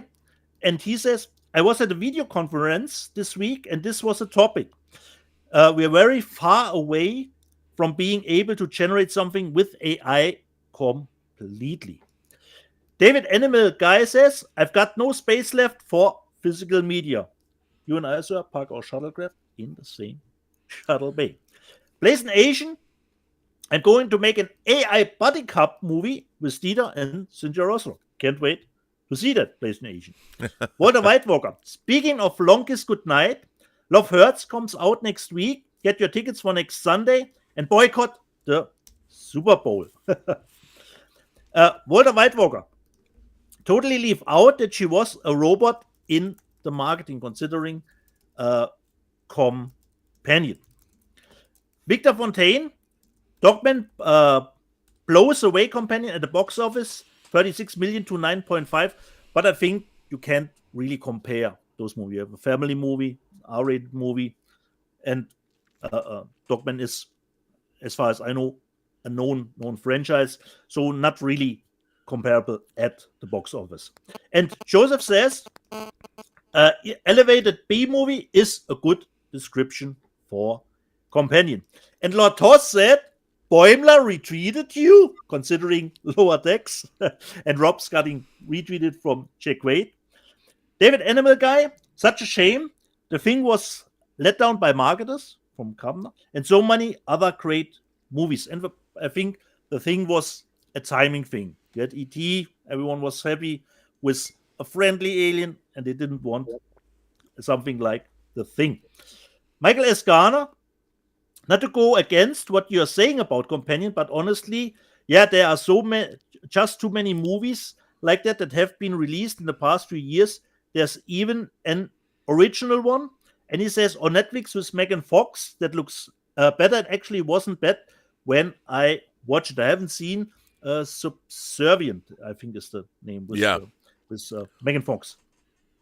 Ecto 1701, I don't know if Rob has something to say about it. What are the best TVs nowadays? Jose Taco says Panasonic is selling TVs again in the US. Rob, from your perspective, what are the best TVs?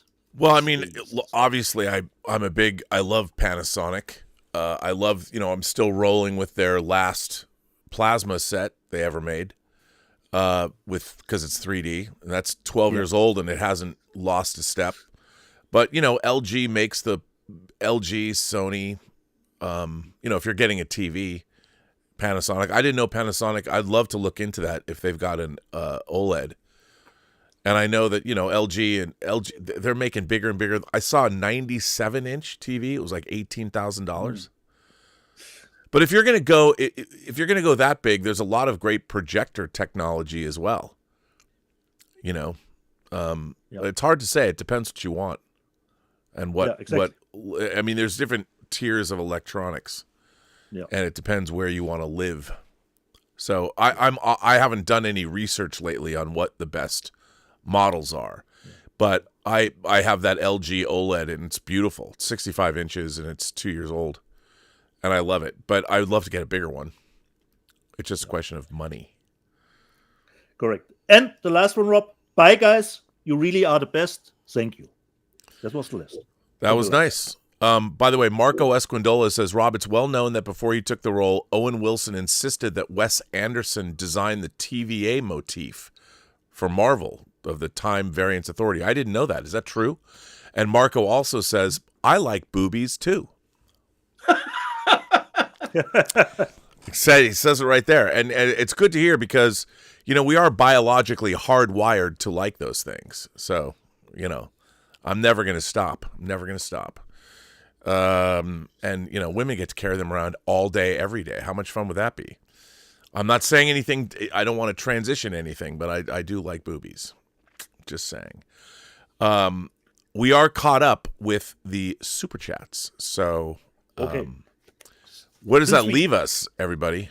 I think at the end of the show, Rob, since we say will be starting earlier before the Super Bowl, now we are at the ending time as we would have normally started. The normal, the normal end time, which is so. I would say we take a little bit dive out here. Well, you know what? I would say you might be right about that, but I think that since we have Max here, I'm going to play another clip from episode 6 of True Noir, And this is a brief clip. It's not as long as the first clip, but this is Walter Winchell talking to Nathan Heller. It's Corey Landis as Walter Winchell talking to Nathan Heller. This will be, again, this clip, I did put it on YouTube, but it's not been on this show.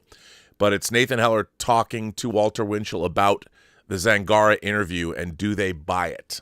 So it's only a minute long. So I will play this right now. Outside in the warm Miami air, Winchell turned to me. What was your name again, kid? It's still Heller. Nathan S. Heller. Aren't you going to spell it? Look, I don't want to be in your story. Good, because you're not. You're Chicago, right? Born and bred. What do you make of that, in that cell back there? You're in New York. What do you make of it? It's horseshit. I think that little bastard hit Cermak. I think he thinks he's dying from that stomach of his, and the mobsters probably promised to support his family back in Italy in return for him taking Tony out, and for his silence. What do you think? I think you're right on the money. But if you print it, nobody will believe a word. What's the guy to do? Bullshit they'll believe. Take it from me. Facts only bore 'em. That was, of course, actor Corey Landis as Walter Winchell and Michael Rosenbaum as Nathan Heller, discussing out in a warm Miami evening, hence all the cricket noises and all that. There you go. That is an episode. Bill, that is a scene. Bill Parkland in the live chat, Rob wants to know, is Rob's voice in it, in True Noir?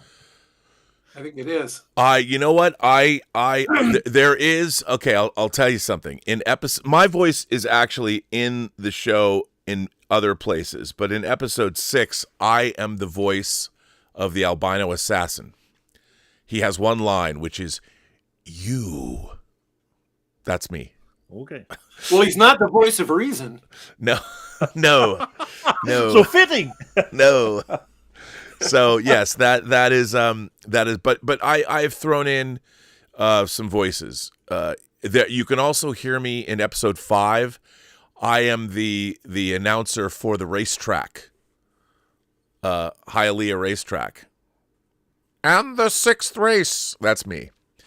You can hear me there. But yeah, it's funny. I resisted the temptation. I was going to play Louis Paquette, the lawyer. And then I had David Starzyk, an actor friend of mine, do that instead. So I've constantly been taking roles away from myself. Because when I can get an actual real actor to play the part, I will. But if I have to step in to fill in some things, we had forgot. This is interesting. There were 2 doctors in episode 6 where after Cermak has been shot, these 2 doctors that are outside of the hospital room, and they go to see Cermak, and we forgot to record the doctors. They just didn't show up on any of our lists. So I had 2 friends of mine who are very adept with voices, a young guy and an older guy. Darren Doctorman played the older doctor, and Chantal Lee, who is one of our audio engineers, I had actually put my voice as the younger doctor, but I needed somebody who sounded like a more serious younger whippersnapper who was actually much younger than me. And Sean did a few voices in the proof of concept, and I had him do the voice of the younger doctor. So I keep taking my own voice out of the show. We should mention how terrific our Nate Heller is. I mean, how great is Michael Rosenbaum? I'm one of the greatest people I've ever worked with in the business. I mean, not only is he a great guy, but he really gets the part. And the real question is, Max, what do you think of him playing a character you've been writing for 40 years? I think he inhabits it. I think he gets it, because Heller is not even though he rises to a certain amount of genuine toughness, he's not inherently a tough man. He is us. He's our eyes and ears. I always saw this as the private eye witness to history. So I tried to give him frailties. I tried to make him human, and absolutely Michael picks up on that and runs with it. I could not be more thrilled. And we, as well know, Rob, we were going after some really big name people, and I mean, not that Michael's a name, but I mean, we're talking about almost A-list type people, and I don't think any of them would have done the job that he's done. I agree with you, and no, I mean, and his diligence in terms of creating this character. And I told him one of the things that I did was we recorded all the narration first, and I told him because I wanted to do what Frank Darabont had done with on Shawshank Redemption by recording Morgan Freeman's narration first so he could play it on the set. And then I was thinking about Martin Sheen's narration in Apocalypse Now. And I kind of wanted to get that. And so it was me and Michael in a room with my audio engineer, with Sean, just recording his narration for a whole week. And we recorded all of that narration. And you were there. You heard him recording that. And it was amazing. Well, and I'll blow just a little more smoke up your skirt, Rob, but that's a good director, that you had that instinct to do that, because it's extremely important that work, because Heller is the narrator, is telling the story. And if you can't tell when the narrator is talking and the character is talking, and it's back to back a lot of times, then we're screwed. We really are. No, and you knew from the beginning, that was your instinct from the beginning of doing it that way. And I think that's just one small example, actually a large example, of why you've been such a terrific director on this project. Well, thank you. I mean, it's the first time I've ever been able to do something where I'm pretty much totally in control of it all. I mean, having your script, I didn't ask you to rewrite it. I took the script that you gave me, knowing it. I mean, it was, the proof is in the pudding. You read the script and you're like, this is fucking great. And all the actors read the same thing. I mean, they're like, everybody, without exception, like Christine and I, we went after all the other actors. Like, we were trying, look, when you're casting a project, you want to get a big name in the lead role because that makes sense from a financial perspective. But everybody else, so we didn't have a lead actor, but we were going after, like, it's a very bespoke cast. Like, when we wanted Katie Sackhoff, it was because both Christine and I love Longmire, and so we went after Katie Sackhoff, not because of Battlestar Galactica, and she read the material and loved it, and that was true of all the actors, whether it was David Strathairn, who plays Nitty, whether it was Bill Sadler, who plays Dawes, whether it was Bill Smitrovich, who we both love from, like, Crime Story and Michael Mann's stuff, and he loved doing the part. I mean, we went after all these people, and we got them based on your script. And then, well, and some of these people who are almost household name people just came in and did a little piece of business for us. Bill Mumy, for example, Patton Oswalt. Yep. I mean, and anybody else would have been glad to get them, to run with. See Thomas Howell. Thomas Howell from The Hitcher. And it's wild to watch his interview on the Hitcher disc, and then he just he came in and played a very small part. That was actually a rewrite you asked me to do. I did ask you. Because you said, we got C. Thomas Hall, give him some more. Well, I always liked what Randolph's how he described dialogue. He said, this boy Coburn over here, right. give him some more lyrics. Yeah, that's what you said. And you also wrote more for Renee Taylor. Yes. Yeah. And that's they weren't huge rewrites, and it wasn't padding. It was just enough to give them something to run with. Yeah, 100%. And it was fun. By the way, you can go and hear what we're talking about at truenoir.co and subscribe and get all 10 chapters and see the history behind the mystery. And we'll get, for those Kickstarter donors, we did pretty good on Kickstarter. We made like $55,000 or something.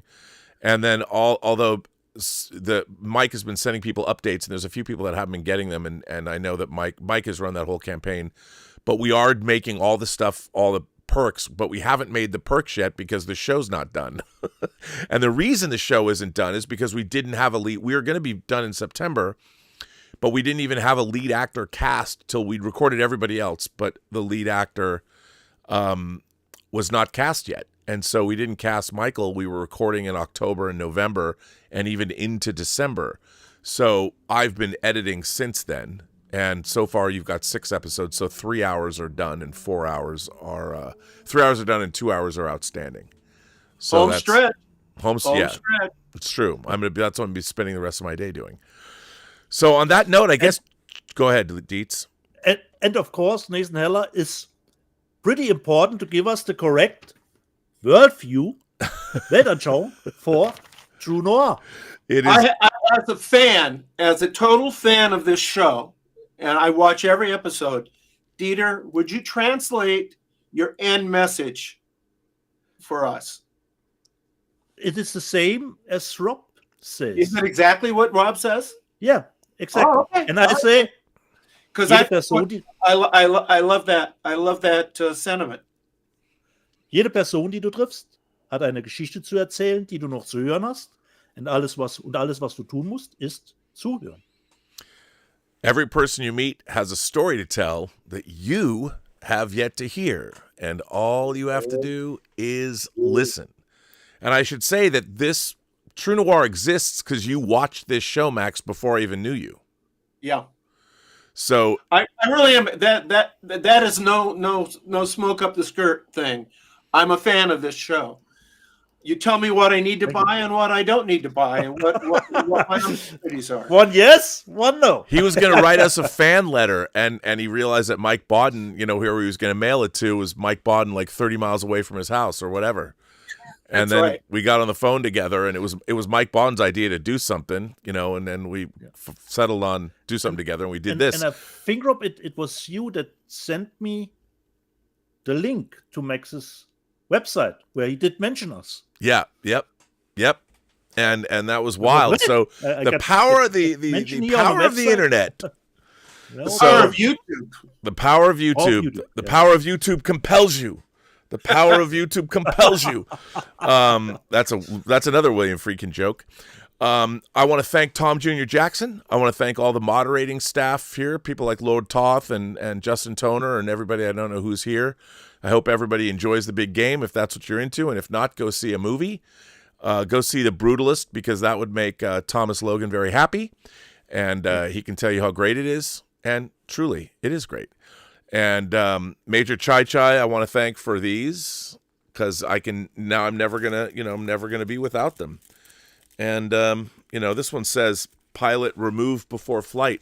There's a lot of things I like to remove before taking flight. So thank you for that, Major Chai Chai. I want to thank Max Allen Collins for being here, not just for writing True Noir and his totally incredible career. Let's hope we can get Road to Perdition out on 4K this year. Why not? That should happen. That would be great. Maybe this visit was a thrill for me. It really was. If somebody comes to you and wants to record you for the Road to Perdition 4K, would you be open to doing an interview? Absolutely. All right, special features producers, get on that. Come on, Vinegar Syndrome, Kino Lorber. If Kino Lorber gets Road to Perdition, maybe they'll put it out in 4K. And then you could do a commentary. Great. You could do a commentary on the movie. Absolutely. Would you do a commentary on Road to Perdition? Oh yeah, and they did interview me at the time, and that's on some of that's on the Blu-ray, and we did a show. You mean the DVD? It's on the DVD. It's not on the Blu-ray. Is there a Blu-ray of Road to Perdition? Yeah, there's a Blu-ray. Oh, okay. Yeah, there is a Blu-ray of Road to Perdition. But you don't interrupt an old man. I'm sorry, dude. Train of thought. I mean, it's very hard for me to stay on track. But there was a program done, and I don't remember the name of it. But they had me and Mendez separately interviewed for half an hour, talking about the differences between the graphic novel and the movie, and whether I approved of changes they'd made, and if they could get that for as a special feature, that would be awesome. Yeah, that would be. Max, what do you have coming out? Where can people find your blog? MaxAllenCollins.com, and it's ALLAN. And I post every Tuesday. I do an update, which is sometimes a little essay, sometimes me just hawking my stuff, letting you know what's coming out. Like Baby It's Murder, which comes out March 4th. And thank you for asking me. Now, we hear you're going to write a Nathan Heller novel that'll be the last Nathan Heller novel to follow up the last Mickey Spillane novel. Should I say chop chop on that one or what? What's up? No, it's actually postponed until, I hope to hell I'm still alive, 2027, because a fan pointed out to me that Quarry, my Quarry character, I have two signature characters, Nathan Heller and Quarry. That doesn't even count Road to Perdition. And Quarry's 50th anniversary is coming up next year. It's 50 years since I wrote and published the first Quarry book. So I'm going to they want me to do a 50th anniversary Quarry. Wow. And then, so they bumped the Heller up a year. And yeah, and so I think it's going to be called Quarry's Reunion. He's going to go back to his high school reunion and kill people, I guess. Wow, like Gross Point Blank. That's cool. I'd read that. And Quarry's Return just came out, right? Yeah, that's out now. And Quarry's Blood was nominated for an Edgar in its year, so we get some really nice reviews. There's a place called Paperback Warrior. I don't know if you know about that. They review a lot of like vintage paperbacks, and they review me and other writers that are kind of working the noir pulp side of the street. Wow, okay, cool. Despite the fact that the world has kind of moved on, some of us haven't. Right. Some of us are still collecting physical media. It's true. Yeah. It's true. We're going to hold on to our physical media until they pry it away from our cold, dead fingers. Yeah. Well, I'm not buying, so. In the coming American Civil War, man, I'm going to be protecting my physical media pile with a big gun. So it's going to be fun. You can't take my Hitcher Blu-ray or 4K or whatever, Dawn of the Dead box set. My second sight stays with me. All right. We both have all our laser discs that we're never going to watch again. No, it's true. Yeah, but you can just hang them on the wall. They look great. Yeah. Well, on that note, everybody, I want to thank everybody for this very special episode, Super Bowl Sunday episode 185 of Let's Get Physical Media. Uh-oh. We lost Max. Dietz, Max is gone. Yeah. He jumped ship. He jumped ship. Well, there he went. It was great to have Max Allen Collins here. It was great to see you, Dieter. I hope that, I figure, we'll just do a quick show. And, as always, Rob, we're just doing a quick show. We don't have that much to show, Cut to 3 hours and 30 minutes later. Considering your longer streams, Rob, this is pretty short. I know. As ChatGPT said, I mean, if I was going to ramble about physical media, it'd be longer than the movie itself that I was rambling on about or something. But hey, it was great to have Max here. Great to have you here. Another great show. And we have to do something special. We're only 15 weeks away from our 200th episode. Ooh. So, we have to start and planning actually, people, that. What was planned, I did have to pre-order at the starting point, and we wanted actually to incorporate that into the show, but Max had some problems coming in, so we missed it. But I did get the pre-order in for that title. Are you going to tell us what the pre-order was for? American Yakuza with Viggo Mortensen comes out as a media book. Wow. Yeah. And did it sell out? And let me just quickly check, Rob, just for a second here. Where is the site? And I think only the media book that's gotten the most, they're almost all sold out, except for the one who's gotten the most limited, the biggest limited number. That one is still available, but all the other ones are sold out. And I remember only the title from the VHS days. And I think I liked it back then. That's good. It's good. It's good. Yeah. All right, sir. Well, why don't we end this show? Yeah. All right. And I'll let you go into your Super Bowl weekend. All right, everybody. Well, thanks for that. And remember, go to truenoir.co and help us out and order the entirety of Max Allan Collins' wonderful story that I've had the privilege to be directing and editing and all of that. And on that note, Dietz, I will say goodbye to everybody. Goodbye, people.